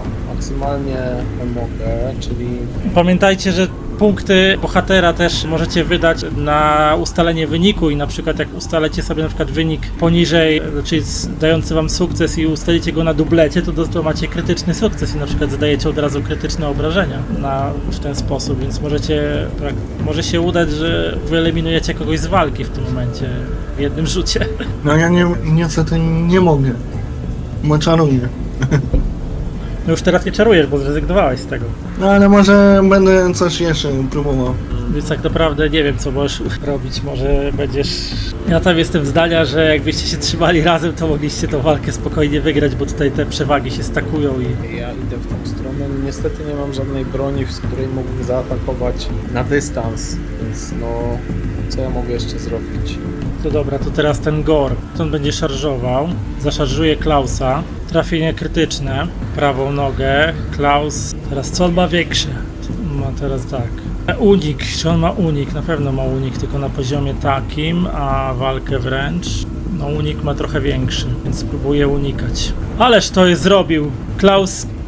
Piruet wykręcił jakiś chyba. Tak, więc Gor zaszarżował na Klausa, człowiek zaszarżował na Klausa, ale jakby przejęty praktycznie ubiciem mu jednego konia, Klaus po prostu i trochę się pośliznął, też miał niewiarygodne szczęście na rozmokniętej, błotnistej ziemi i po prostu zamach szarżującego zwierzę-człowieka tego toporzyskiem, po prostu on pośliznął się i się uchylił, a ten toporem mu nad głową, a Klaus będzie go teraz atakował w swojej turze, jak dożyje. Drugi Gor przesuwa się tu i będzie dobijał tego konia już całkiem. Koń się będzie bronił ostatkiem sił. Niestety koń znowu obrywa. Dostaje w pęcinę, więc już na pewno nigdzie nie pojedzie toporzyskiem i kolejny głośny kwik połączony z jego jakby... w każdym razie koń zakwilił tam ranny po ataku zwierzę człowieka i już praktycznie będzie niezdolny. Trzeba będzie go dobić tak czy siak, jeżeli ta walka się skończy. Mutanci się przesuwają powoli. Chcesz mnie dobić? Ten na pełnym chodzie się przesunie tu. Ten się przesunie tu. Ten spróbuje zdać test atletyki. Atletyka jest z plus 20, tak? Dobra. Zdał, więc ten będzie biegł w kierunku Klaus Karela. I teraz jest Nalun. Co robisz, Nalunie? Spierdalam. Aha, ty się po prostu przesuwasz w tamtą stronę, tak? Dobra. Nie, w sensie jak na mniejsze pole, tam gdzie nie ma jakby możliwości okrążenia mnie, czyli gdzieś tu. A tak, konie rżą, tak. Aha, czyli Czy nie masz żadnych czarów ochronnych? wszystko, co może rzucić, niestety wymaga czasu od niego. No właśnie, nie jestem kolegialny. Więc tutaj dobiegasz do Karela, tak? I obaj będziecie uciekać. Okej. Spierdalać! Dobra, tutaj ten wściekły Klaus wygrał więc on sobie zaznaczy tego Gora. I teraz tak, walka. On będzie atakował za to, że wygrał tamten test, będzie miał przewagę jedną, czy tak, jedną przewagę będzie miał. Do tego go szarżuje, to będzie miał 2 przewagi łącznie, atakuje tego Gora. Gor oczywiście nie będzie unikał, więc on będzie chciał mu odpowiedzieć. Tylko czekaj, bo on nie ma przewag już w tym momencie. 0 przewag już ma, dobra. Więc Gor będzie się próbował odgryźć, ale Klaus wygrywa. 3 punkty sukcesu, zadaje mu 9 obrażeń w korpus. Trafienie krytyczne jeszcze do tego. Postać otrzymuje 2 poziomy stanu krwawienia, żywotność 2, lokacja korpus. Okej, i teraz jest tak, kolejny Gor. Nie, jest pan Karel, obok którego znalazł się elf i który widzi, że gonią za nim mutanci. Nie zdałeś testu atletyki. To rozumiem, że to tyle. To ciekawie. Theodewin. Widzisz, jak Klaus praktycznie wykończył tego jednego zwierza człowieka. Trafił go gdzieś tam mieczem, uchylił się przed tym fuksem, uchylił się przed tym toporem i po prostu wyprowadził pchnięcie w korpus. Wyszarpał miecz i widzisz, jak stwór obficie broczy krwią, która wylewa się gdzieś tam z trzewi, rosząc jego śmierdzące szaty i trawę dookoła. Theodewin sobie myśli, że ten wygląda już prawie jak nieżywy. Po prostu już widzi, że moment i Klaus będzie w stanie go dobić i się zastanawia, czy jest w stanie wykonać skok poprzez konie, żeby zaszarżować na tego drugiego zwierzę człowieka. No jeżeli przez jednego konia, bo w sumie ten pierwszy to już w sumie padł. Rzuć też test atletyki, wykorzystując silne nogi, dodając sobie bonus. Masz tam chyba jakieś przewagi jeszcze, nie? Czy straciłeś? Mam jedną przewagę w tym momencie, natomiast koniecznie chciałbym zrobić szarżę na tego drugiego. No to jeżeli ci się uda test Żeby- atletyki silnych nóg, to będziesz mógł z szarżą to wtedy wykonać. Doskonale, udało ci się. Więc szarżuję możesz... tutaj na tego zwierzę człowieka, no i wykonuję atak szarżą. Tylko sobie go oznacz. Ale czy męczymy z tymi gorami? Celuję w Gor, wiesz co? No okej, on będzie cię przed tobą bronił. Ma jedną przewagę za to, że konia dobił, więc zobaczymy. Wygrałeś. Zadaj obrażenia. Możesz kliknąć zadaj obrażenia? Zastosowano obrażenia 3, więc trafiłeś delikatnie. No on próbował cię w tym samym momencie, co z niego doskoczyłeś, próbował cię machnąć w tą stronę toporem, ale gdzieś tam odchyliłeś się i wyprowadziłeś swój atak, rozcinając mu jego włochaty korpus. Widzisz, że po prostu wie, że jeden z koni pociągowych już po prostu jest na wykończeniu i będziecie musieli biednego zwierzaka dobić i tak, i wóz będzie mógł być zaprzężony tylko w jednego konia, jeżeli to się stanie. Teraz jest Gor, tamten Gor. On będzie próbował odgryźć się Klausowi, aczkolwiek dosyć ciężko będzie mu to zrobić, no ale spróbuje. Klaus ma tutaj dobre jakby podstawy, więc Klaus będzie się bronił. O nie, Klaus ma pecha. Gor wygrał przeciwko Klausowi. Co tu w tym pechowym rzucie? Zerwanie nogi. Po mnie liczy się to jako rana krytyczna, czyli Klaus ma jedną ranę krytyczną. Tak, uraz. Uraz to on będzie miał do nas. Więc Chyba do was. trafienie krytyczne mu traci obrażenia, 7 Nie wiem, obrażeń. Nie wiem co zrobić. Jestem w kropce. Zerwanie mięśni, tutaj uraz. Zasady. Noga. Wszelkie testy związane z użyciem nogi wykorzystuje się z karą -10. Zerwanie mięśni. Tabela urazów. Tylko w którą to nogę było trafienie? Okej, mamy to. Zerwanie, więc tutaj z krzykiem, próbując bronić się przed atakiem zwierzoczłowieka, Klaus gdzieś tam się znowu pośliznął, tym razem pechowo. I słyszysz tylko Theodewin, jego przeraźliwy krzyk, a Gor, mimo że ledwie stoi na nogach, to góruje na nim z toporem i będzie próbował go dobić. Drugi Gor, teraz będzie na ciebie będzie atakował. Nie ma przewag, bo go trafiłeś i atakuje. Ty masz dużo przewag, to chyba możesz go próbować wykończyć, nie? Tak, ja robię broń ręczna z przewagą. Mam 2 przewagi w tym momencie. Chociaż czekaj, mam 2 czy 3 przewagi, nie powinienem Nie, sobie dodać. za poprzedni test powinieneś dostać kolejną przewagę, bo wygrałeś go. Czyli mam 3 przewagi w takim. Tak.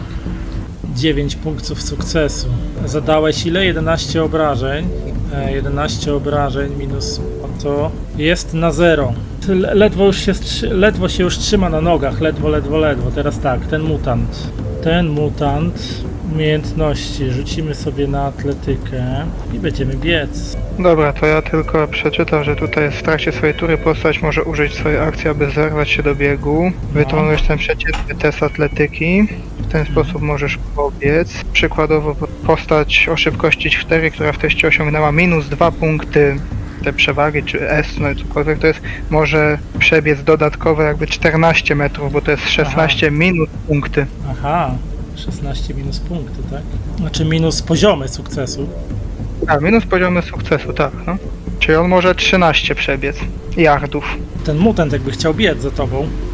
Tak. 13, czyli jeszcze 5 musiałbym sobie gdzieś pobiec. To musiałem go tu przesunąć. Atletyka plus 5 poziomów sukcesu, czyli jak ma bieganie na 16, czyli 5 to 21 metrów może przebiec. Tak by chyba wynikał. Może nawet do mnie dobiec. Dobra, Nalun Adin. Nie wiem, zastanawiam się. Zastosuj krwawienie, dobra. Jeszcze ten. Traci przytomność. O, jeden stracił przytomność. Ten już jest nieprzytomny.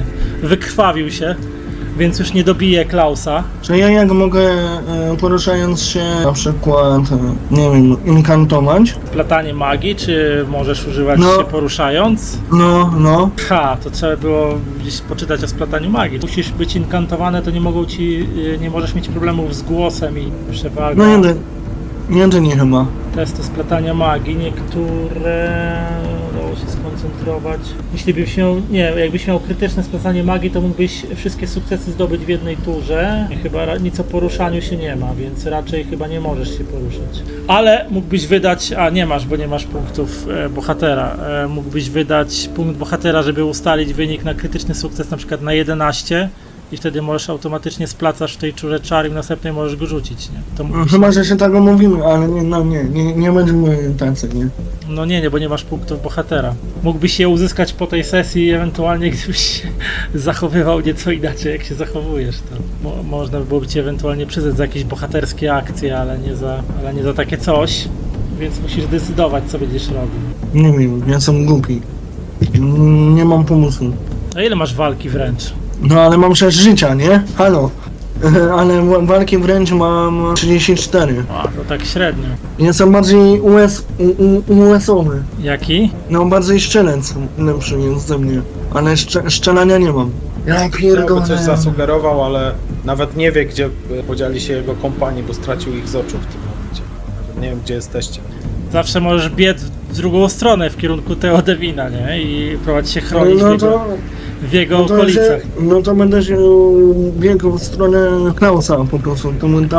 Bo tam gdzie Klaus, to będzie Teodwin. Szczególnie, że widzisz, że ten zwierzę-człowiek, który chciał Klausa dobijać, to padł po prostu na ryj, więc... No to ja tam w tamtą stronę. Pyk.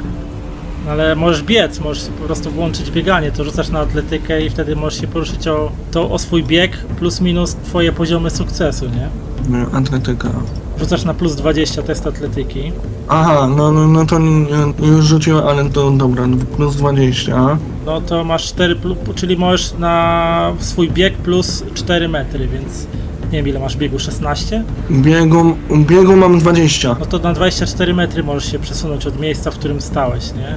Jeśli biegłeś. Czyli to będzie... Ile to będzie yardów? No yard to mniej więcej 1 metr, Yard. więc to jest... Yard, metr to mniej więcej to samo. Czyli bym się przesunął tutaj. No i widzisz, że Klaus tutaj niestety kuleje na jedną nogę i trzyma się za lewą nogę, ale zwierzę-człowiek, który tutaj przy nim stał, leży i się wykrwawia. Nieprzytomny. To ja bym go dobił sztyletem. No to masz plus 40 do rzutu przez to, że jest powalony, nieprzytomny, więc... Czyli na WW rzucam, tak? Czy jak? Znaczy na atak sztyletem po prostu. Czyli wchodzę na walkę. Tylko oznacz go sobie, bo nie zaznaczyłeś go. I teraz rzucasz na atak sztyletem. Tak, tylko muszę- Masz plus 40 do rzutu. Tylko nie mam go w ekwipunku. W sensie mam ekwipunku, ale nie mam go w No tabelce walki. bo kostur masz, No. bo kostur jest dwuręczny. No to jest, wrzucam kostur i wyjmuję ten sztylet. Czy jak to tam się robi? Tak, musisz w ekwipunku odekwipować kostur i zaekwipować sztylet. Plus 40, czyli łatwo. O! Rzuć jeden. Krytyk. Trafienia krytyczne. No, przebiłeś go na wylot, można uznać, że tą raną krytyczną już go wykańczasz totalnie. On jest martwy. Chciałbym się zająć Klausem. W sensie podleczysz go jakoś. Dobijasz. Chciałbyś się zająć Klausem, tak? A masz No, jakąś... to Masz jakąś mam medycynę? regenerację. Mam No to regenerację. możesz splatać czar regeneracji, żeby na niego rzucić, nie? Tylko No tak. musisz go tylko musisz go spleść. No, będę se tam splatał. Klaus, czy on może coś ze sobą zrobić teraz? A mogą wziąć medycynę jako elf. Boże, czemu te zwierzę ludzie są takie zawsze przejebane? Więc Klaus, kuśtykając, przesuwa się do przodu, trzymając miecz w jednej dłoni i... Skurwysynu, ja ci dam zabijać mego konia. Kuleje na tej nodze z zerwanym mięściem, ale idzie do przodu nieustępliwie w kierunku Theodewina. Karel, co robisz? Dalej uciekasz? Tak, no jak najbardziej. W tym momencie to już w ogóle jestem otoczony przez 4 zwierzoludzi. Tak, czyli masz sukces, więc możesz się tam o 19 metrów przesunąć, tak? Więc Karel taktykę uciekania stosuje, no musisz... Żebyś tylko nie wpadł na kolejną bandę zwierzę ludzi. Może nie. Theodewin. Theodewin w wirze walki obserwuje, co się dzieje wokół niego i zauważa tylko elfa, który nagle znikąd się pojawił, dobiegł do tego wykrwawiającego się Gora i zatopił w nim swój sztylet. Theo patrzy tak z zaskoczeniem i lekką od razu mówisz: elfie, przydałbyś się na coś wreszcie, a nie zatapiać sztylet w martwym przeciwniku. No to będę próbował dźgać skurwysynu moim sztyletem, którzy zostali przy Niemniej tej... widzi też, że Karel zaczyna się przesuwać w stronę drugiego Gora, więc mówi: Klaus, spokojnie. Karel gdzieś tam ucieka. Klaus, Po lesie. przepraszam. Mówi: Klaus, spokojnie, zostaw to mnie. I zamachuje się na tego Gora, który stoi przed nim. I teraz mam 4 punkty przewagi. Tak, masz 4 punkty przewagi. A on nie ma jeszcze przewagi, bo ma mnie w pobliżu? No mam sukces znikomy, bo znikomy, ale jest. Dobra, Nie Gor będę będzie próbował się bronić przeciwko tobie, ale wygrałeś i zadajesz obrażenia. Z trafieniem krytycznym. krytyczne jeszcze, nie? Nice. 90... O, to chyba go wykończysz. Coś tu jeszcze zostało? O, Odcinasz kurde. mu stopę, która leci w 3 metry w losowym kierunku. Może trafi Konia? ten wampir i elfa. 3 poziomy stanu krwawienie. Dobra, czekaj, bo muszę teraz wstawić te efekty. Więc on tak, ma 3 poziomy krwawienia. Czy ty go właśnie przebiłeś powalenie. przez... Czy pokolenia wstęć? Ma powalenie, krwawienie i oszołomienie do tego. O kurde. To nie jest w stanie w ogóle walczyć. Tak, żywotność 5, czyli jeszcze 5 obrażeń chyba mu wchodzi.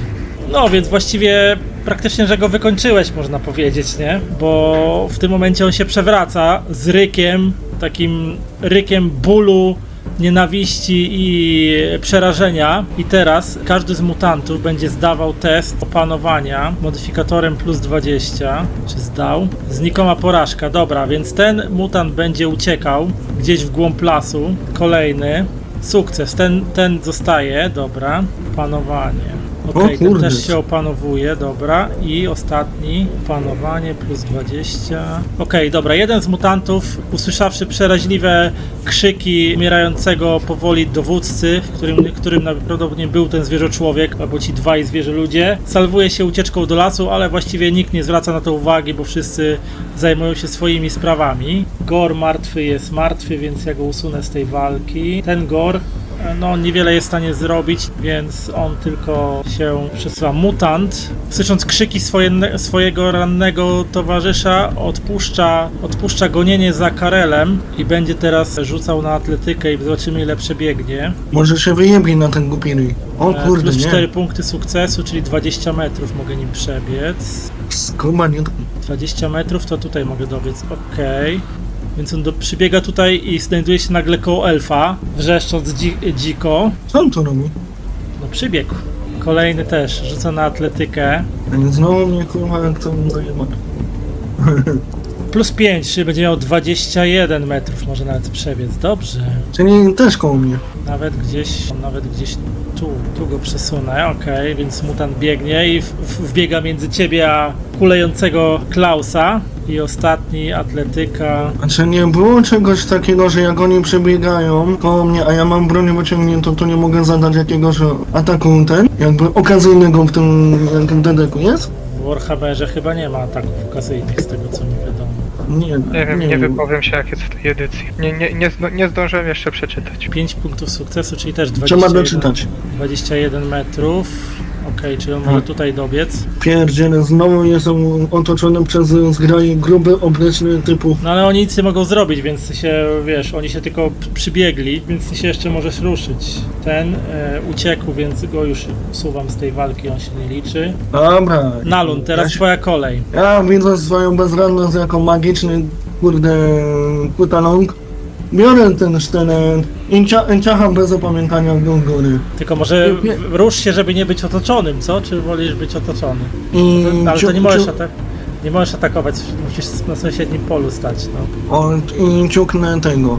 Pamiętaj, że masz przewagę za to, że dobiłeś sztyletem tamtego. Wiem. A czekaj, bo ja muszę zakrwawienie jeszcze użyć Gorowi tamtemu. Utraci przytomność, czyli w sumie mogę go uznać za martwego również.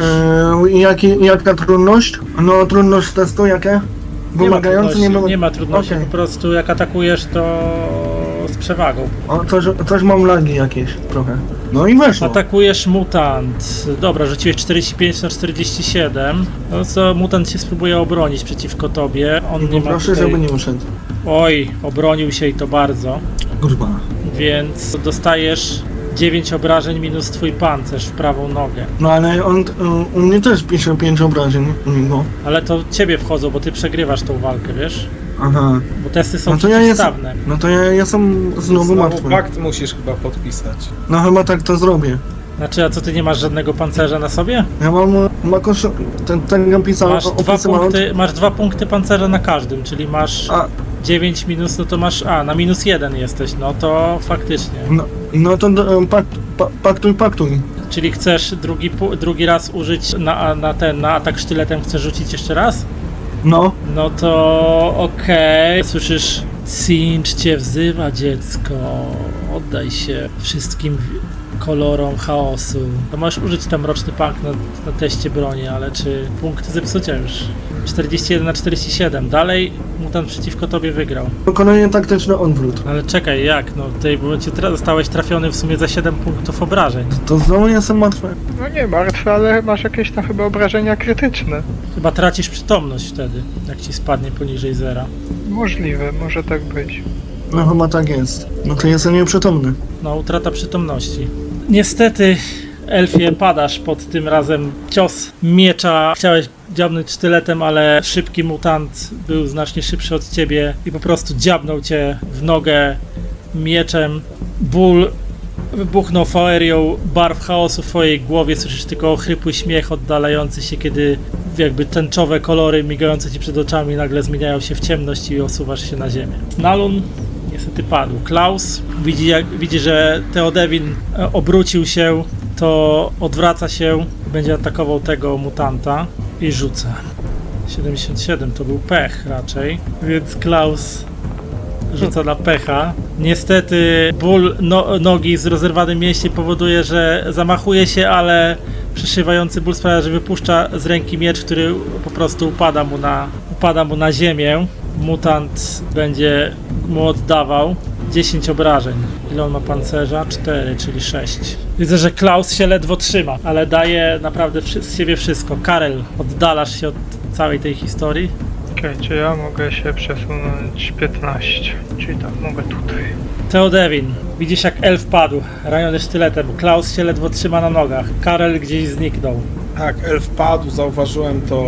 Zauważyłem też, że Karel ledwo zipie i rzucam się mu na ratunek, szarżując tego mutanta, który atakuje jego. Czyli to znaczy de facto, że mogę sobie dodać 2 punkty przewagi, tak? Jeden za poprzednią akcję, a drugi za szarżę. Dokładnie. Znaczy szarża to cię automatycznie doliczy, nie? Więc dostajesz jedną przewagę. Aha, bo dobra, rozumiem, bo ja sobie mogę tutaj zaznaczyć po prostu szarżę faktycznie. No. Wcześniej tego nie robiłem. No i atakuję go. Pięknie. Sukces zdumiewający. 17 obrażeń. 17 obrażeń. Ile on ma pancerza? 3, czy w sumie wychodzi 14. Więc mutant jest na minus 2, więc no, zabijasz go. Jak wygląda ta twoja szarża? Ten śmiertelny cios. Theo widzi, że mutant atakuje, więc podnosi miecz do góry, wydaje z siebie okrzyk bojowy taki i rzuca się w jego stronę, tak naprawdę zadając mu cios z góry, tak naprawdę wykonując skok na ostatnich 2 yardach i zadając mu cios z góry, trafiając go mniej więcej obok głowy tutaj gdzieś w te rejony. Z mlaśnięciem bezwładne ciało osuwa się na ziemię obok swojego martwego przywódcy, a dwa pozostałe mutanty na to muszą sobie rzucić na opanowanie i będą miały już tylko +0 do rzutu. Jeden się z nich opanowuje, a drugi się nie opanowuje i to -6, czyli dostaje jakby 21 metrów, będzie spieprzał gdzieś do lasu. 21? Przepraszam, bo jak jest -6, to chyba powinien się odjąć, nie? Ale on to ucieka, więc to się liczy jako porażka, czy to porażka, więc to jakby wiesz, nóg dostanie Okej. dodatkowych, Ja chciałem więc go złapać jeszcze i zabić, także... gdzieś tu ucieka do lasu. Z krzykiem zostaje sam na polu bitwy ten jeden mutant. On cię będzie szarżował. Zapraszam. Tego gora sobie stąd wywalę. Ja mam teraz z Żeby tobą nie sobie taką przeszkadzał. furię, że tak naprawdę tylko czekam na niego, aż on przyjdzie na mnie i mnie zaatakuje. Mutant cię atakuje. Theo Devin nawet się nie sili na żadne uniki, tylko próbuje sparować bronią oczywiście. Broń ręczna. Wygrał. 16 obrażeń. Zdumiewający. 16 obrażeń. Ile on ma życia w tej chwili? Okej. Jak oni rzucają 110? Wiesz co? Bo przewag tyle nazbierał. Każda przewaga daje +10 do rzutu. Wiesz? Okej. Też go zabijasz w tym momencie, bo on nie miał wystarczająco żywotności i pancerza, żeby to wytrzymać, więc zabijasz go. Teodan jest tym, furią Ulryka. Tak, on święta furia Sigmara Ulryka przepełnia cię gniewem na temat tego, jak to wygląda i zabijasz mutanta. Tak naprawdę on mnie atakuje, a ja tylko trzymając cały czas ten miecz w dwóch rękach, odrzucam jego i odcinam mu głowę. Okej, więc Po tej sesji stwierdzam, że zmieniam czary na mniejsze. walka się kończy. Możemy... Panowie, mała rada. Walczymy w grupie, nie rozpraszamy się. Gdybyście się nie rozpraszali, walczyli, trzymali się razem koło siebie, no to myślę, że szybciej byście ich rozwalili i może bez takich strat. Co do szarży, to tutaj jest, że jeszcze wyczytałem, jeśli przeciwnik znajduje się w odległości w metrach pomiędzy wartością tego chodu a biegu, to może zaszarżować z impetem i wtedy ma +1 do przewagi. A tak to nic mu to nie daje. No ale tutaj akurat zaznaczanie szarży automatycznie dawało przewagę, więc... A okej, widocznie bo może jakaś errata wyszła, bo to ja tu kupowałem podręcznik gdzieś tam bliżej Wiesz co, premiery. jest jakaś errata, ale nie czytałem jej, więc ci nie powiem. Wiem, że jest w PDF jakaś errata do podręcznika. To znaczy tu Okej. jest napisane w tych przewagach, co wysłałeś dzisiaj na czacie, Tak, że że każdy punkt daje bonus i zyskujesz +1 przewagi za szarżowanie na wroga. Tu nie ma żadnego rozwinięcia, Więc nie? pewnie w Verracie to było zmienione, Więc podejrzewam. pewnie w erracie to wleciało, no bo ja mówię, no mam zwykły podręcznik. Też mam podręcznik na papierze, ale korzystam z tego, co jest tutaj w Foundry, bo to jest jakby najbardziej aktualne. A my też No, mamy jakiś do niego dostęp, czy tylko ty jakąś gry? wiesz co, mogę wam dać dostęp, bo w sumie jest to, bo ja nie wiem, czy jest normalnie jest dostęp do tego, ale mogę wam dać dostęp. No Czy mnie to może- w ogóle zastanawiało, dlaczego ty rzucasz czar z tradycji niebios, jak najpierw jest jeszcze jakaś magia prosta, ta magia prosta tajemna, stamtąd mogłeś pewnie rzucić jakieś inne czary ofensywne, No, ten czar nie, niebios to za 20, Wiesz to co, mówię, takie no to sobie powodzenia. wybrał czary przy tworzeniu postaci, więc... Nie, to jakby No, to no ja- rozumiem, ale zastanawiał mnie, dlaczego najpierw rzuca taki trudny czar, jeżeli w zasadzie jest początkującym magiem i to wynosi Ej, ale- 20.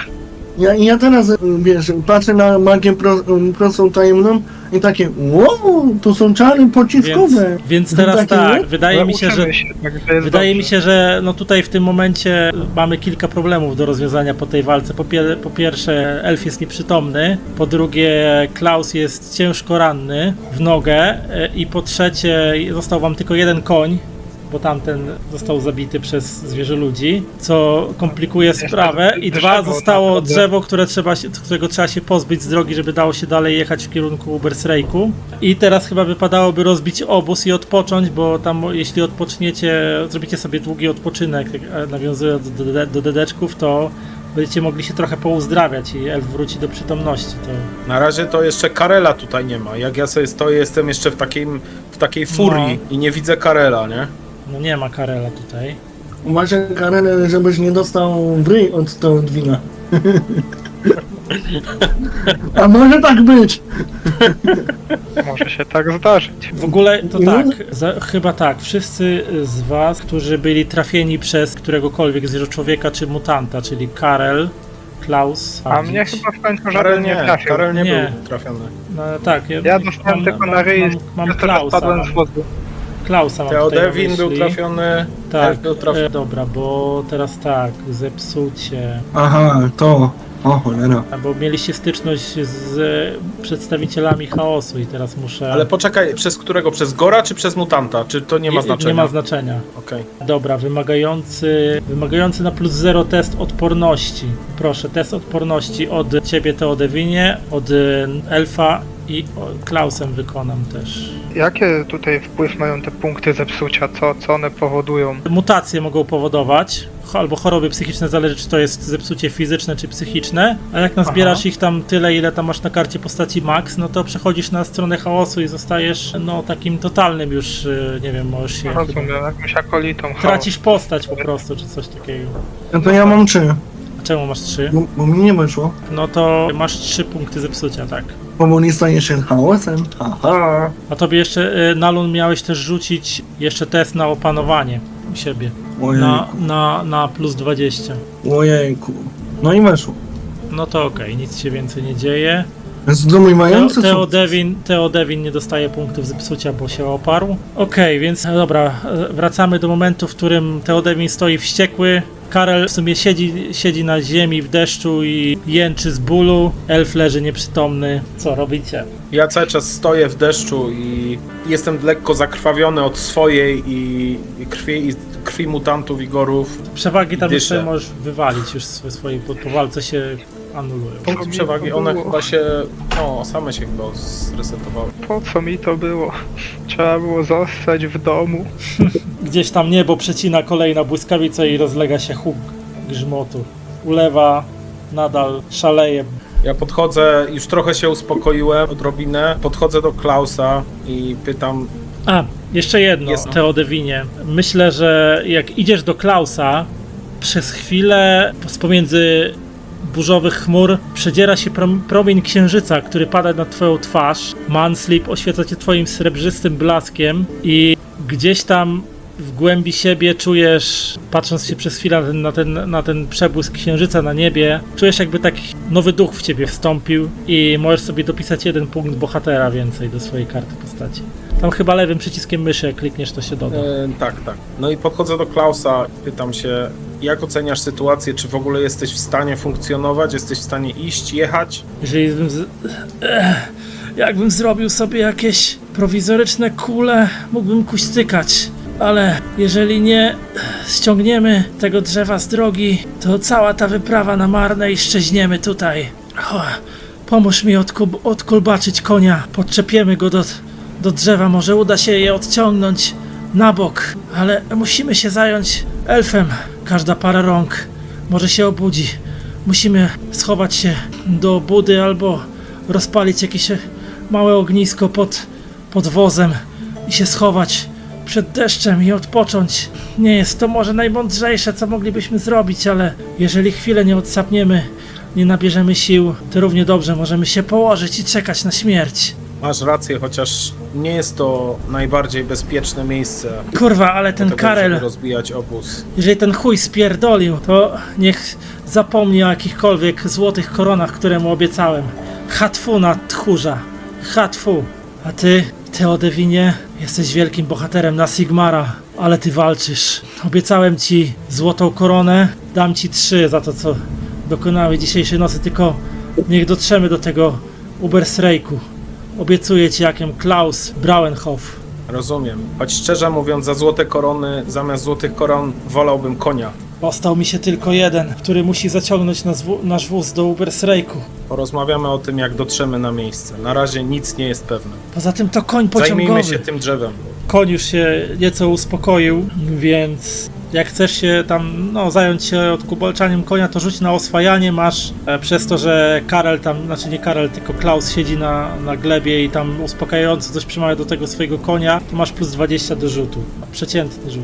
Jeszcze mam coś takiego jak błękitna krew, także bonus sukcesu. Wiesz co, no mogłem to zaznaczyć, może zrobiłem błąd. Nie, ale to chyba akurat błękitna krew ci w kontaktach ze zwierzętami to ci niewiele da, bo to raczej... Okej, dobra, no. No to chyba do międzyludzkich. Myślałem, że jeżeli jest opcja do zaznaczenia, to... Stawiasz ten ale- wynik, czy używasz punktów szczęścia, żeby to przerzucić? Użyję punktu szczęścia, tak. O, pięknie. Więc koń uspokajany głosem Klausa daje ci się spokojnie odpiąć od zaprzęgu i zaprowadzić pod drzewo. Możesz tam podpiąć te lejce i tak dalej, jakieś tam linę pod drzewo, obwiązać wokół pnia i spróbować, żeby koń to próbował przeciągnąć tak, żeby odsunąć drzewo z drogi. Na tyle, żeby dało się przejechać wozem później. Tak też robię. A co robi Karel w tym czasie?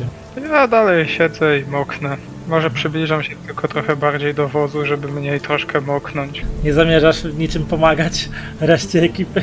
Czy nie wiem nawet gdzie jest reszta ekipy, nie wiem czy oni żyją. Słyszałeś? Nie widzę w zasadzie, bo jestem jednak tutaj, nie wiem co się dzieje, wóz zasłania, jest ciemno, ja jestem człowiekiem, nie ma pochodni. Ale ty jesteś przy wozie, a ja jestem w tym momencie gdzieś mniej więcej tutaj, bo podchodzę z koniem do tego drzewa. No, więc- prawda. Więc ja Teraz cię mogę jeszcze nie widzę, bo nie obróciłem się w twoją stronę, ale ty mnie widzisz. Tak, no teraz Gdzieś cię tam- widzę. Gdzieś tam w ciemnościach przebłyskuje, widzisz słyszysz parskanie konia i słyszysz pluskające, takie mlaskające kroki kogoś, chyba Teodewina, który idzie w kierunku Podnoszę drzewa. cię i tak powoli podchodzę i... Ojej, to jednak przeżyłeś na Sigmara. Ale szczęście.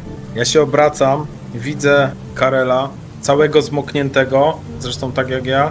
Zastanawiam się przez chwilę, podchodzę do niego, wyjmuję sztylet i podkładam mu pod gardło. Ty I robisz, tak pokazuję oszalałeś? taką swoją furię, pokazuję mu w Nie. oczach, że po prostu jestem w stanie to zrobić. No nie Chwilę bardzo. tak wytrzymujemy, opuszczam ten sztylet, spluwam mu pod nogi i mówię: idź do wozu, pomóż elfowi, bo jest nieprzytomny. Dobrze, jasne. I wracam do konia, żeby starać się jakby to drzewo razem z koniem przesunąć. Okej, więc tak, zaraz czekaj sobie sprawdzę jeszcze w bestiariuszu ile koń ma siły. Koń ma siłę ma Biorę 40, elfa na plecy i 45. tak Będziemy testować, jeśli chcesz pomóc temu koniu też ściągać to drzewo z drogi, to rzucasz na swoją siłę, ale dodajesz premię z siły konia, czyli 45 bonus w modyfikatorze. I to będzie wymagający test plus 0 ogólnie, ale bonus w modyfikatorze będzie się 45. Dobra, czekaj, jeszcze raz. Na test na siłę dodaję 40, 5 w modyfikatorze czyli w którym polu mam to dodać? w modyfikatorze. Okej. I to jest zwykły wymagający, tak? Tak. Proszę, okej, więc udaje ci się ściągnąć to drzewo z drogi po kilku minutach jakby srogiej walki, gdzie tam ten koń musiał też, no momentami ślizgał się po zabłoconej drodze, ale jakoś udało wam się to drzewo ściągnąć z drogi. Jedna część zadania jest zrealizowana. Teraz pytanie, co dalej? Karel, podchodzisz do elfa, widzisz, że elf leży Tak. twarzą w błocie, ewidentnie wygląda na nieprzytomnego. Nie wiesz, obok na ziemi leży kostur, a po drugiej stronie w błocie gdzieś tam ledwo widoczny sztylet. Nie wiem, biorę go na plecy. Kiedy podchodzisz do elfa, widzisz, a ty kurwa tchórzu, tfu na ciebie, słyszysz ze strony swojego. No, wszyscy jesteście tacy hop do przodu. No jasne, dobrze, że wszyscy tak byście ruszali na zwierzę ludzi. Niektórzy mają więcej rozumu w głowie, jak widzą zagrożenie, to uciekają, a nie tylko sztyletem i sztyletem. Ale nie do tego cię wynająłem. Wynająłem cię do tego, żebyś ochraniał naszą karawanę, a nie spierdalał. A nie przed 6 zwierzoludźmi. Mogłem przed 6 wilkami, albo nie wiem, goblinem jednym na wilku. Nie na pewno przed 6 zwierzoludźmi. Gdybyś nam pomógł walczyć, może to inaczej by wyglądało. No, teraz to sobie możemy gdybać. Mądry Rejklandczyk po szkodzie. Jak zaniesiesz elfa na wóz, to chociaż pomógłbyś mi się podnieść. Tak, tyle chociaż mogę zrobić. Dziękuję bardzo. Proszę. Dobra, to taszczysz, taszczysz elfa na wóz. Dobra, gdzieś tam go kładziesz. No ewidentnie jest nieprzytomny. Ty dostałeś tam, nie pamiętam w co już chyba, ale dostałeś w nogę. W Nohala. Nie, to Nohala to anulowaliśmy to, bo zawarłeś mroczny pakt. Aha. Ale dostałeś w nogę chyba i padłeś, tak. Dostałeś w nogę, więc widzisz, że elf ma poharataną nogę, po której spływa, po jego szacie spływa krew. No niestety jestem prostym chłopem, niespecjalnie znam się na pierwszej pomocy ani na tym, ale zaraz będziemy coś kminić. W każdym bądź razie jeszcze po tym jak go tam zaniosę, to biorę ten kostur i gdzieś ten sztylet i po prostu wsadzam do wozu i idę pomóc Klausowi. Pomóc Klausowi. Klaus ze stęknięciem, pomagasz mu się podeprzeć. Widzisz, że jego noga też, jego lewa noga też nie wygląda za dobrze. Trochę taka majta się tak trochę, czy tak ją bardziej ciągnie, tak jakby nie mógł nią ruszać. Kurwa, długo się z tego nie wyleczę. Będę musiał do jakiegoś uzdrowiciela, jakiegoś medyka, cyrulika, jak dojedziemy. Musimy zaprzęc konia do wozu i próbować jechać dalej. Pamiętam, że to była jakaś karczma po drodze. Może byśmy do niej zajechali, musimy się... Ale może najpierw byśmy się zdrzemnęli na wozie, odpoczęli, bo nie wysiedzę. Tak mnie kurwa noga napierdala. Tak, to dobry pomysł. Poszukamy karczmy rano. Mam na wozie trochę gorzałki. To zawsze pomoże. Może chociażby trochę bólu śmierzyło. Zaczyna tam stękać, kiedy próbuje wdrapać się niezdarnie na wóz podpierany przez Karela. Pomagasz tam wepchnąć średnio władnego kupca na wóz i w międzyczasie Theodewin wraca koniem do zaprzęgu. Tak, ja się od razu pytam, Klausie, jak to przepiąć, żebyśmy mogli pojechać za pomocą jednego konia? Normalnie przepnij go do dyszla, odepnij to tamtego, tylko ściągnij z niego uzdę i tak dalej, żebyśmy nie zostawiali, co można to zabierzmy. Koniny nie będziemy dzisiaj przyrządzać, niech zjedzą ją padlinożercy, mamy przecież zapasy jedzenia na wozie, ale nie dam rady jechać, muszę się przespać, łyknąć gorzałki ze 2 łyki. Ja myślę, że musimy odjechać chociaż kawałek od tego miejsca, bo jeżeli zostawimy tu tego konia, to się zaraz Co? zlecą jacyś padlinożercy i będziemy musieli się znowu użerać z walką. To musisz to zrobić ty albo ty, Karel, wziąć sprawy w swoje ręce i odjechać kawałek. Ja naprawdę z tą nogą nie dam rady.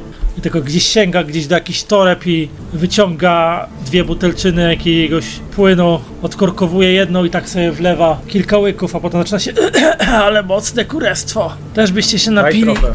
Ja dziękuję, nie piję. Znaczy, teraz nie mam ochoty pić. A potem Na alkohol trzeba zasłużyć.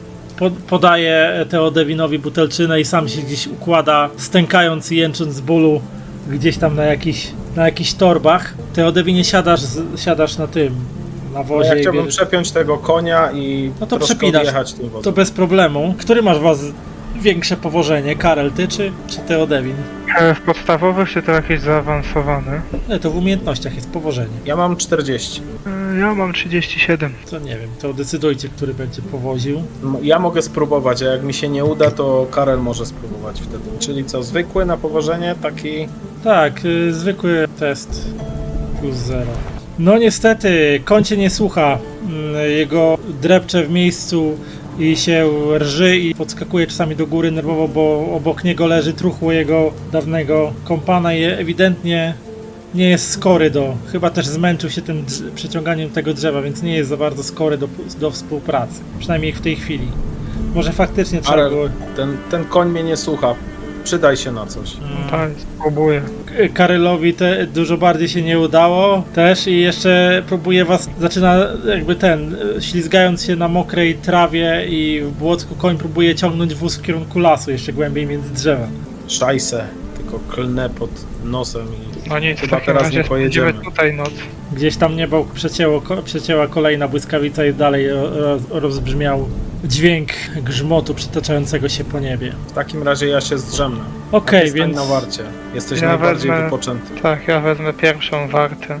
Dobra, więc Karel bierzesz pierwszą wartę, natomiast wszyscy, którzy odpoczywają, czyli Nalun, Theodewin, Klaus, tam na karcie postaci macie taką ikonkę łóżka. Odpocznij i odzyskaj żywotność, nie? Tak. Zwykły rzut? Znaczy klikasz na to, no zwykły rzut, zwykły. Zwykły. Mniejszy odporność. Niewiele nam ten odpoczynek pomógł, tego co widać. No niewiele wam to odpoczynek, porażka nie jest, 0 ran wyleczono, czyli Nalun dalej jest nieprzytomny na następny dzień. No jesteś zmęczony, nie? Pierwsze, ale- co, pierwsze co zrobię, gdy wstanę, to przejdę na bok wozu i zrobię zwymiotuję po prostu z tego wszystkiego. Klaus po paru godzinach nerwowego snu budzi się i jęczy. Kurwa, ale mnie rwie w tej nodze. Będzie ciężko. A co, nie masz tam niczego mocnego? Podaję ci flaszkę. Pociągam tam zdrowy ten. A to zdrowy czuję, że to jest krasnoludzka gorzała od razu. Mocne! Dobre, mocne i kopie przede wszystkim. A czy ty nie masz czaru, ale ty, no dobra, z takim stanem zmęczenia nie wiem, czy to jest Dobre. dobre, żebyś rzucał czar regeneracji, bo może się to źle skończyć. Ale potrzebowałem czegoś do przepukania gardła po tym wszystkim. Dobra, Karel teraz Ale- siądzie i będzie spróbował powożenia. A co to kurwa było? No co...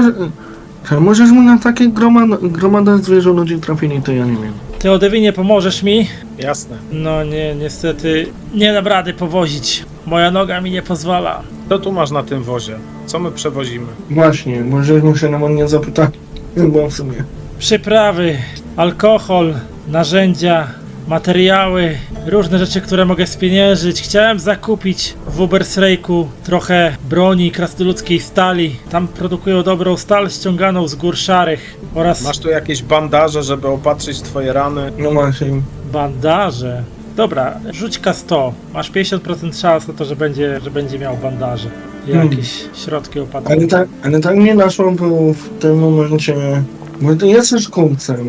Czemu nie wynająłeś po prostu kompanii najemników, tylko nas? Zainwestowałem sporo złotych koron w towar. Nie było mnie już stać na profesjonalnych najemników. 19, no to tak, bandaże się znajdą. Bandaż, okej, bandaże co dają? Umożliwia wykonanie testu zręczności zamiast testu leczenia do zatamowania krwawienia.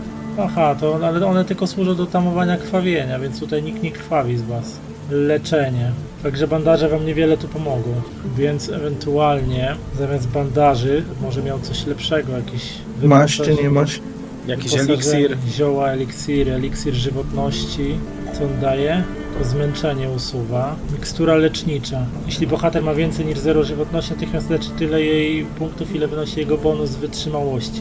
Okej, no to zamiast bandaża może mieć jedną tą miksturę żywotności.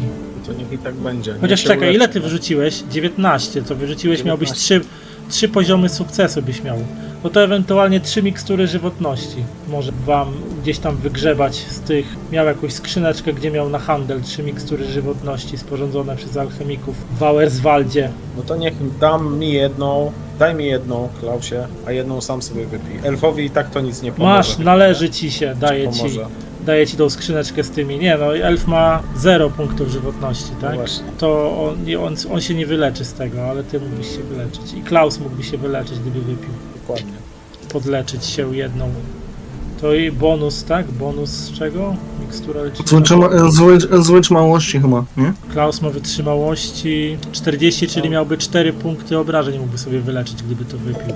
No i ja to samo. Czy miałby 6. To zostaje jedna mikstura, którą za jakiś czas ewentualnie elf mógłby wypić, gdyby się podleczył trochę. Tylko nie wiem jak. Aha. Czekaj, zasady. Przeciętny test plus odporności raz dziennie. Nieco, ja już dzisiaj nie... Za każdy pełny dzień wypoczynku, ale nie było pełnego wypoczynku. W zasadzie elf może sobie leżeć, jego nikt nie musi budzić na tym wozie, my się możemy krzątać, więc może sobie wypoczywać dalej. Po jednym, jakbyś wypoczął pełny czas, czyli pewnie 8 godzin, jakbyś przespał, sobie poleżał, to masz wtedy Bez odporności, nie? test odporności, raz dziennie. Tak, raz dziennie dostajesz test odporności plus 20 i wtedy udany test skutkuje uzdrowieniem ram równym poziomom sukcesu plus bonus wytrzymałości. I za każdy pełny dzień wypoczynku postać leczy dodatkowe rany, a ich liczba nierówna jest bonusowi z wytrzymałości. Czyli nawet jakbyś nie zdał testu, to byś wyleczył tyle ran, ile masz bonusu z wytrzymałości, nawet gdybyś nie zdał testu. Tylko musiałbyś 8 godzin spać i potem sobie jeszcze wypoczywać. Mhm. Ale No dobra. powiedzmy, że Niech przyspaliście elf sobie leży, my musimy uruchomić ten pojazd. jakieś 4 przespaliście sobie. Klausie, Co wypiłeś lepsze- miksturę, masz trochę więcej siły. Co Jesteś w lepsze, stanie? to czy jestem w stanie powozić, zaraz sprawdzę. Ale na szczęście deszcz przestał padać. Jesteś silniejszy, bo wypiłeś miksturę. Deszcz przestał padać, to przynajmniej tyle dobrego po tylu godzinach, ale no, droga zmieniła się w błotną kolejnę. Klaus teraz będzie rzucał na powożenie. W sumie jakby tutaj będzie dobry ten pauzę gaming. Jest poziom sukcesu, więc udaje się Klausowi wyprowadzić wóz na drogę i powoli ruszyć w kierunku Ubersreiku. Drugi koń ożył. Drugi koń ożył, tak, nekromancję dostajecie zepsucie. Dobra, w takim razie ruszacie dalej. Widzicie, momentami las się przerzedza i po jednej stronie widzicie, że niedaleko traktu płynie także rzeka Teufel, teraz wzburzona i przepełniona w znacznym stopniu wodą, ponieważ obfite opady deszczu podniosły poziom rzeki. I faktycznie kilka godzin później docieracie do zabudowań. Widzicie z daleka widzicie wysoki 3-metrowy płot, taką palisadę drewnianą, która otacza jakąś posesję i bramę. Dwuskrzydłową bramę wyjazdową zamkniętą na głucho. Nad bramą dynda szyld głoszący z narysowaną twarzą mężczyzny w kapturze i podpisane zatartym napisem, który ledwo jest widoczny. Człowiek w kapturze. Ha! Dobrze pamiętałem, że tu jest karczma. To taki zajazd, którego pasażerowie dyliżansów używają i przejezdni, żeby zrobić sobie postój w drodze do Ubersreiku. Tu powinniśmy się zatrzymać. Opłacę wam nocleg. Odpoczniemy w karczmie, zjemy coś, napijemy się. Może jak będziemy mieli jakieś szczęście, to może trafi się jakiś medyk, który zajrzy do naszych ran. Tylko kurwa, czemu tu brama jest zamknięta? Środek dnia. Halo! Jest tam kto? Halo, halo! Drze się Klaus. Cisza. Wiatr szumi. Poczekaj, pójdę zapukać. Podchodzę, żeby zapukać, jeżeli są takie drzwiczki z otwieranym Judaszem. Idź, wykaż się odwagą. Rzucam mu takie gniewne spojrzenie. Zeskakujesz z wozu, podchodzisz do dużej drewnianej dwuskrzydłowej bramy. Nie ma w niej, znaczy jest takie malutkie okienko takiego Judasza, przez którego można zajrzeć, ale zamknięte.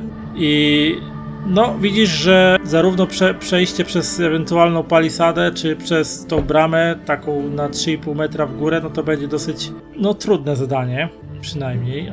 I nie widać, żeby tu ktokolwiek urzędował w tej karczmie, a także po prawej stronie widzisz ścieżkę, która wiedzie ewidentnie w kierunku nurtów rzeki Teufel. I chyba nawet gdzieś tam daleko przy pomoście widzisz przypięty, zacumowany prom rzeczny, który służy do przemieszczania się z jednego brzegu rzeki na drugi, ale nikt nie odpowiada, żywej duszy nie ma, tylko skrzeczenie wron gdzieś tam na drzewach odpowiada ci na twoje wołania. No to odwracam się i mówię, no, nikt tu nie odpowiada, ale nie wiem, czy widzicie to również, tam jest jakiś prom. Może pójdę zobaczyć, może przy nim ktoś stoi. No i idę w tamtym kierunku. Okej. Dochodzisz do czegoś, co zdaje się być przystanią, na którą składa się niewielki budynek oraz samo nadbrzeże. Prom to bardzo szumna nazwa, bo właściwie jest to tratwa, która zazwyczaj kursowała między brzegami dzięki przymocowanym tu solidnym linom, które zazwyczaj kryją się pod wodą. W tej chwili prom zacumowany jest na tym samym brzegu, na którym znajduje się karczma Człowiek w kapturze. Nie da się jednak z niego skorzystać, bo liny zostały przecięte. Drzwi do budynku, przy którym stoisz, są otwarte. O, to wchodzę do środka. Wchodzisz do środka. Jest to chyba coś w rodzaju Dobry, jest ktoś w domu? stróżówka. Przynajmniej tak wygląda. Ale od razu ci się rzuca w oczy, że doszło tu do jakiejś szamotaniny. Przynajmniej, co najmniej szamotaniny. Meble są poprzewracane, a po przewoźniku promowym nie ma śladu. Co robisz? A, przeszukuję to miejsce. Dobrze, to rzuć wymagający, czyli +0 test percepcji. Zostawiasz ten wynik, czy używasz punktów szczęścia? Tak, nie, zostawiam. A może mroczny pakt? Nie. Więc rozglądasz się po tym pomieszczeniu pobieżnie, gdzieś tam przeszukując rozwalone meble i tak dalej, ale nic ciekawego nie znajdujesz. Poza tymi, że prawdopodobnie stoczyła się tu jakaś bójka albo walka. Przecięte liny przy promie, które sprawiają, że nie da się go używać. albo przynajmniej albo nie bez ryzyka jakby porwania się przez nurt rzeki i popłynięcia w dół, no trochę to podejrzane. Dobra. Co robi reszta w tym samym czasie? Czy ja jestem ogólnie w stanie się poruszać, czy muszę leżeć? Wiesz co, wypoczęłaś na tyle, że jesteś w stanie rzucić znowu ten test łóżkowy i zobaczymy, Łóżkowy. no ten, Wiem. odpoczynku, no łóżko musisz. To Jeżeli go nie zdasz, to na plus 0 czy plus nie, na plus jakieś... 20. O, na równo. Wyleczyłeś 2 rany plus twój bonus wytrzymałości, czyli nie wiem tam ile w sumie. Utrzymki mam 27, czyli 4 rany. No to 4 rany sobie przywracasz. O, ja jestem przytomny nagle. No, ale nadal jesteś zmęczony chyba. Czekaj, muszę zobaczyć zmęczenie ile trwa. Zalecany jest odpoczynek. Aha, czyli w sumie odpocząłeś, więc sobie mogę ci usunąć zmęczenie w sumie. Prawym o dobra, zeszło ci zmęczenie, okej, dobra, więc już nie jesteś też zmęczony. No to chciałbym się rozejrzeć po okolicy. Ja widzę, że Nalun wstaje. Gdzie się ruszasz? Już mi lepiej. Trochę Leż. chciałbym się... Leż, odpoczywaj. Dobra, nie będę się sprzeczał, nie chcę się kłócić. Ha. Ja się rozejrzę. Mamy miksturę leczenia, jeżeli Nie, jesteś w stanie... nie kusi cię rzucanie regeneracji?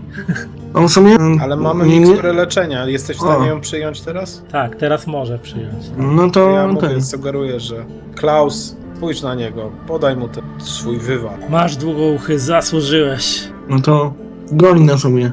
Ja tylko tak podnoszę, szepczę. No, zasłużył za wbicie sztyletu w martwego mutanta, nie? Ale przynajmniej O. nie spierdalał. To prawda. No dobra, tam wypieniam tą miksturę. No i mimo wszystko... Ci daje dożywotności, nie? Bonus wytrzymałości. Bonus wytrzymałości, on nie ma dużego chyba, ma tylko dwie No, rany. no i mam 2 rany.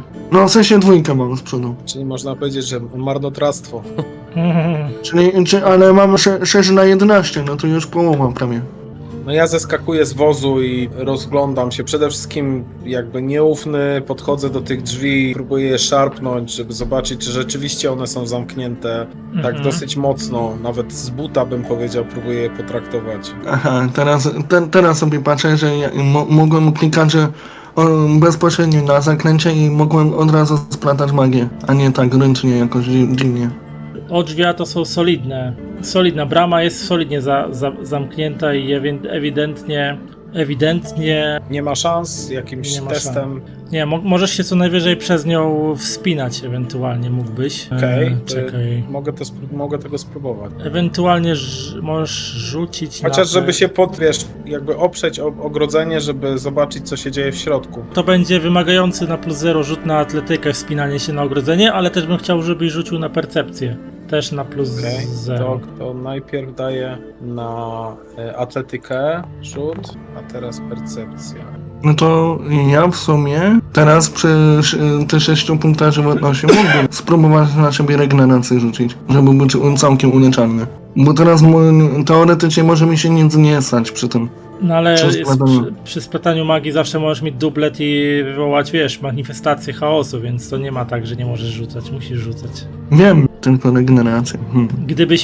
Gdybyś miał punkty bohatera, mógłbyś wydać na to, żeby mieć krytyczny sukces od razu, więc tak, ale w splataniu magii, lecz nie masz punktów bohatera, więc nic nie zrobisz. Nie, Więc tak, nie. Teodewinie, więc udało ci się wspiąć na górę palisady i usiadłeś tak okrakiem na belkach, ponieważ nie jest to taka palisada z zaostrzonymi tymi palami, tylko po prostu taki wysoki 3,5 metrowy płot drewniany. I siedzisz na szczycie tego płotu i rozglądasz się i widzisz, że karczma, która jest przed tobą, jest dużym budynkiem piętrowym, który ma okienice pozamykane na 4 spusty i jakby cały dziedziniec tej karczmy też jest pusty. Niczego tutaj jakby nie ma. Żadnych koni przywiązanych do palików przed wejściem do karczmy, żadnych gości nawalonych w 3 dupy leżących gdzieś tam na klepisku dziedzińca. Żadnych, chyba wydaje ci się, że nie ma nawet żadnych śmiechów ani krzyków dobiegających, czy gwaru muzyki dobiegających z wnętrza karczmy. Wszystko wygląda, jakby tutaj nie było żywej duszy. Okiennice zamknięte, a drzwi również zakładam, że zamknięte. Tak. Tak spoglądam w dół na Klausa, mówię, trochę to podejrzanie wygląda. Nie ma tu nikogo. Wygląda jakby było kompletnie zamknięte. Jak już wlazłeś tam na górę, to weź bramę otwórz i tak musimy tu się zatrzymać. Dobra, czekaj, spróbuję. Więc zeskakuję do środka i szukam możliwości otwarcia bramy, czy jest w ogóle... No to brama jest po prostu zamknięta na taką sztabę. Okej, no to podnoszę tą sztabę i... Okej, otwieram bramę. dobra. A tam kolejni zwierzę ludzie. Bramę otwierasz, tak? Otwierasz bramę, odwalasz sztabę na bok i otwierasz podwoje. Klaus nawraca konie i wjeżdża wozem na dziedziniec. Elfie, Aha. jesteś chyba najcichszą osobą z nas wszystkich. Może pójdziesz sprawdzić wokół, czy nie ma tu czegoś podejrzanego. Mhm. Zakradniesz No. się, spojrzysz przez okiennicę, jeżeli jakakolwiek jest otwarta z tyłu. No to tak będę chciał zrobić. No to schodzę z wozu, no i będę przeszukiwał to miejsce pod względem podejrzanych rzeczy. No to rzucaj pan na percepcję z modyfikatorem plus 20. Znaczy jest, wiesz, na przeciętny test. 5 punktów sukcesu, okej. Wchodząc na teren zajazdu, twoje wyczulone elfie zmysły odbierają pewne jednak hałasy dobiegające ze środka karczmy. Ktoś jest w środku, aczkolwiek są one mocno wytłumione, więc albo gości jest niewielu, albo starają się zachowywać możliwie cicho. Natomiast gdzieś z prawej strony, z głębi dziedzińca, dochodzi do ciebie też ciche takie rżenie koni, ewidentnie nerwowe. Gdzieś tu muszą być stajnie, gdzieś tu muszą być konie, co jest świetną wiadomością, bo ewidentnie przynajmniej jeden wam się przydał, żeby uzupełnić zaprzęg. Może da się go kupić, może da się wypożyczyć. Albo ukraść. A może mają wóz, bo ukraść, a może mają wóz, na który można było przyładować pakunki i po prostu ruszyć w drogę do Ubersreiku. Kto wie? Ewidentnie Sigmar wam sprzyja, przynajmniej częściowo. Mhm. Jeszcze ja bym chciał, no co prawda szukam tutaj oznaków życia, ale też chciałbym, nie wiem, bo wiem, że w drugiej edycji było coś takiego jak wykrywanie magii. Coś w ten sposób chciałbym odnaleźć. Czekaj, to masz chyba percepcję magiczną? Talenta, To nie- któryś talent, czekaj, percepcję magiczną. Potrafisz dostrzegać zmienne wiatry magii, które dmą, czyli postrzeganie magii mógłbyś sobie... Mhm. Splatanie. Nie, masz Aha, no. percepcję, tak, możesz użyć percepcji magicznej. Tylko do czego byś chciał jej użyć? Żeby, no na przykład, bo wiemy, że tutaj są ludzie, ale oni zachowują się bardzo cicho, ale czy nie jest czasem na nie rzucony jakiś czar, wiesz, który tłumi dźwięki na przykład, czy coś takiego. Okej, to rzucaj w takim razie na percepcję Mhm. i to będzie minus 10 rzut. Dobra, czyli problematyczne. Nie, wiesz co, jesteś troszkę jednak zbyt obolały, zbyt przemęczony i nie potrafisz się jakoś skupić na tym. Niczego nie wyczuwasz. No tak. Co reszta z was robi? No ja po tym, jak wóz wjechał do środka i jak Karel wszedł do środka, zamykam tą bramę z powrotem. Zamykasz bramę, okej. Tam na nadbrzeżu widać ślady walki, że ktoś przeciął liny od promu. Ciekawe, co to może oznaczać. To wszystko wygląda bardzo podejrzanie. Karczma zamknięta na 4 spusty, nic nie wiemy, nic nie słychać, wygląda jakby była opuszczona. Te głosy, co ja słyszałem, to były w tej... Tak, z wnętrza karczmy, przez którą stoicie. No ja jednak słyszę głosy. Nie jestem niepnięty. A to ty już wróciłeś, okej, dobra, czyli już nam powiedziałeś o tym, bo... Tak. Czyli ktoś tam jest. Też próbowałem wyczuć, czy czasem na tą karczmę nie jest rzucona iluzja jakaś. Może nie iluzja, ale czar, który na przykład powoduje, że wiecie, cicho, na zewnątrz pokazuje, że nikogo nie ma, a tak naprawdę ktoś jest w środku. Ja spoglądam w górę i tak rozglądam się, czy na przykład jest możliwość, żeby do tej karczmy, nie wiem, wspiąć się na pierwszy poziom, czy tam są jakieś okna, przez które można wejść, albo jakieś inne drzwi i tego typu rzeczy.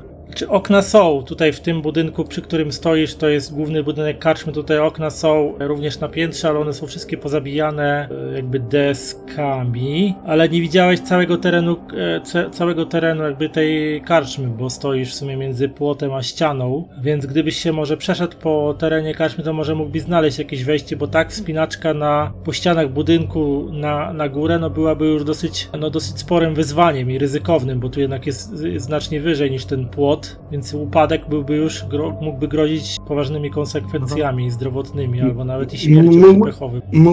Mógłby stracić chromosom. Dobra, słuchajcie, Więc tak, możesz próbować się rozglądać na pewno i szukać jakichś ewentualnie alternatywnych dróg, jeżeli nie chcesz jakby od frontu, ale myślę, że to jest dobry moment, żeby skończyć dzisiejszą sesję. Ja jeszcze tak tylko rzucam na ochronę.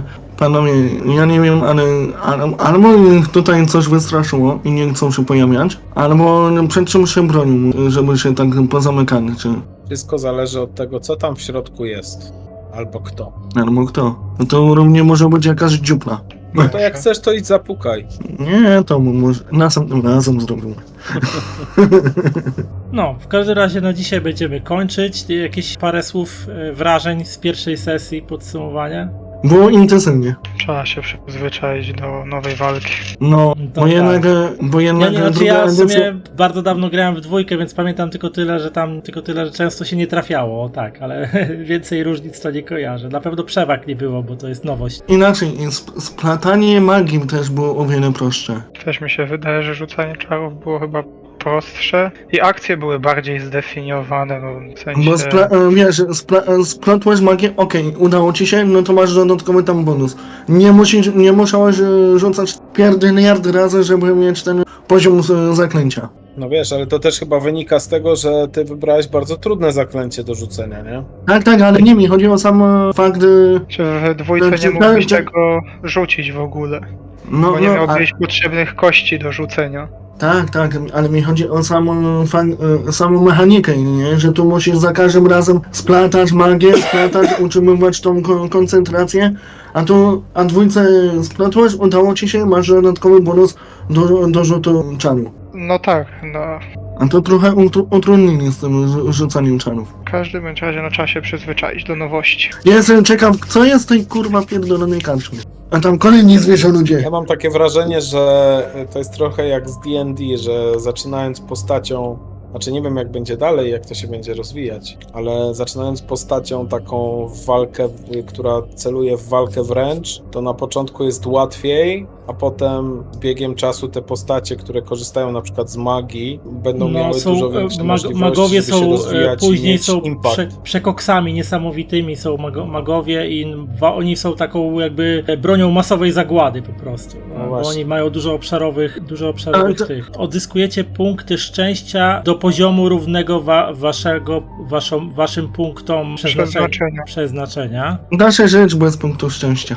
Te wydane do następnej sesji, to jest jedna rzecz. Po 50 punktów za odgrywanie postaci, to będzie tak, 50 plus. Za poradzenie sobie z mutantami będzie plus 30 kolejne, więc będzie już 80. I to na tyle, czyli po 80 punktów doświadczenia za tą sesję dostajecie do każdej Czyli mam napisać wydane, tak? Nie, żebyś zaraz czegoś nie pokićkał. W polu głównym, jak masz punkty doświadczenia obecne, musisz sobie dodać 80 do aktualnego stanu. Nie, do łącznych. Tam w łącznych masz 25, czyli dodaj sobie 80, masz 105. 105. I na przykład możesz sobie wydać 100 punktów z tego, co pamiętam, na zapamiętanie czaru któregoś. To ci ułatwi jego rzucanie, na przykład regeneracja albo coś. Tylko, że są drogie te spele. Ale zapamiętanie 100 punktów kosztuje, więc nie wiem, czy nie jest to warte w zachodu, nie? Któryś z czarów. Tam jak najedziesz na niego, to tam że 100 punktów chyba, jak chcesz na M, tam żeby był memorized, żeby był zapamiętany. To może któryś by było warto sobie pamiętać, żeby łatwiej go rzucać, nie? Dobranoc, miło było i chyba mam nadzieję, że będziemy kontynuowali tą przygodę. To jak coś, Więc jak ktoś coś tam za swoje punkty chce coś jeszcze rozwinąć na szybko przed końcem tej całkiem sesji, to tam możecie sobie coś Ja poklikać. się zastanawiam, to ja znikam. Cześć. No więc to tyle na dzisiaj. Dziękuję wam za udział w tej sesji. No, walka była ciężka, bo troszkę niezrozumienie zasad i zapanowało i pogubiliśmy się, no ale pierwsze koty za płoty, nie? Młotek ma dużo zasad, ja też to prowadziłem pierwszy raz, więc jeszcze się pewnie mylił się będę wielokrotnie, jeszcze pewnie tak samo zresztą w Earthdownie nieraz się coś człowiek gubił z zasadami, a gram w niego znacznie dłużej, więc myślę, że i do Młotka się w końcu przyzwyczaję. Uważam, że ta gra fajnie działa na Foundry. Tak, Foundry fajnie działa, to wszystko jest obliczone idealnie, nie? A po drugie, no mi się akurat podobało, wiesz, w stosunku do tego, co było wcześniej, że od razu się coś zaczęło dziać, nie? A nie tak, że wiesz, wchodzisz w sesję i zanim cokolwiek się stanie w tych wszystkich poprzednich, w których uczestniczyłem, to tam ten prolog był taki dosyć długi, zanim w ogóle cokolwiek zaczęło się dziać. No ja też nie mam takiego dużego doświadczenia w graniu, nie? Więc jakby mówię ze swojej strony. To dziękuję za udział. Będziemy się umawiać znowu, jakiś terminarz trzeba będzie wymyślić na kolejny jakiś termin, szukać. Dobrej nocy wam życzę, z widzami się żegnam, dziękuję wam wszystkim za Dobrej nocki. bytność. To by było chyba na tyle, papateczki, do zobaczenia i cześć. Jeżeli spodobało Ci się, drogi słuchaczu, to co robię, zapraszam do odwiedzenia swoich mediów społecznościowych: YouTube, Facebook, Twitch, Instagram. Wszędzie znajdziecie mnie wpisując w wyszukiwarce żuraw.pl. Linki w opisie każdego odcinka.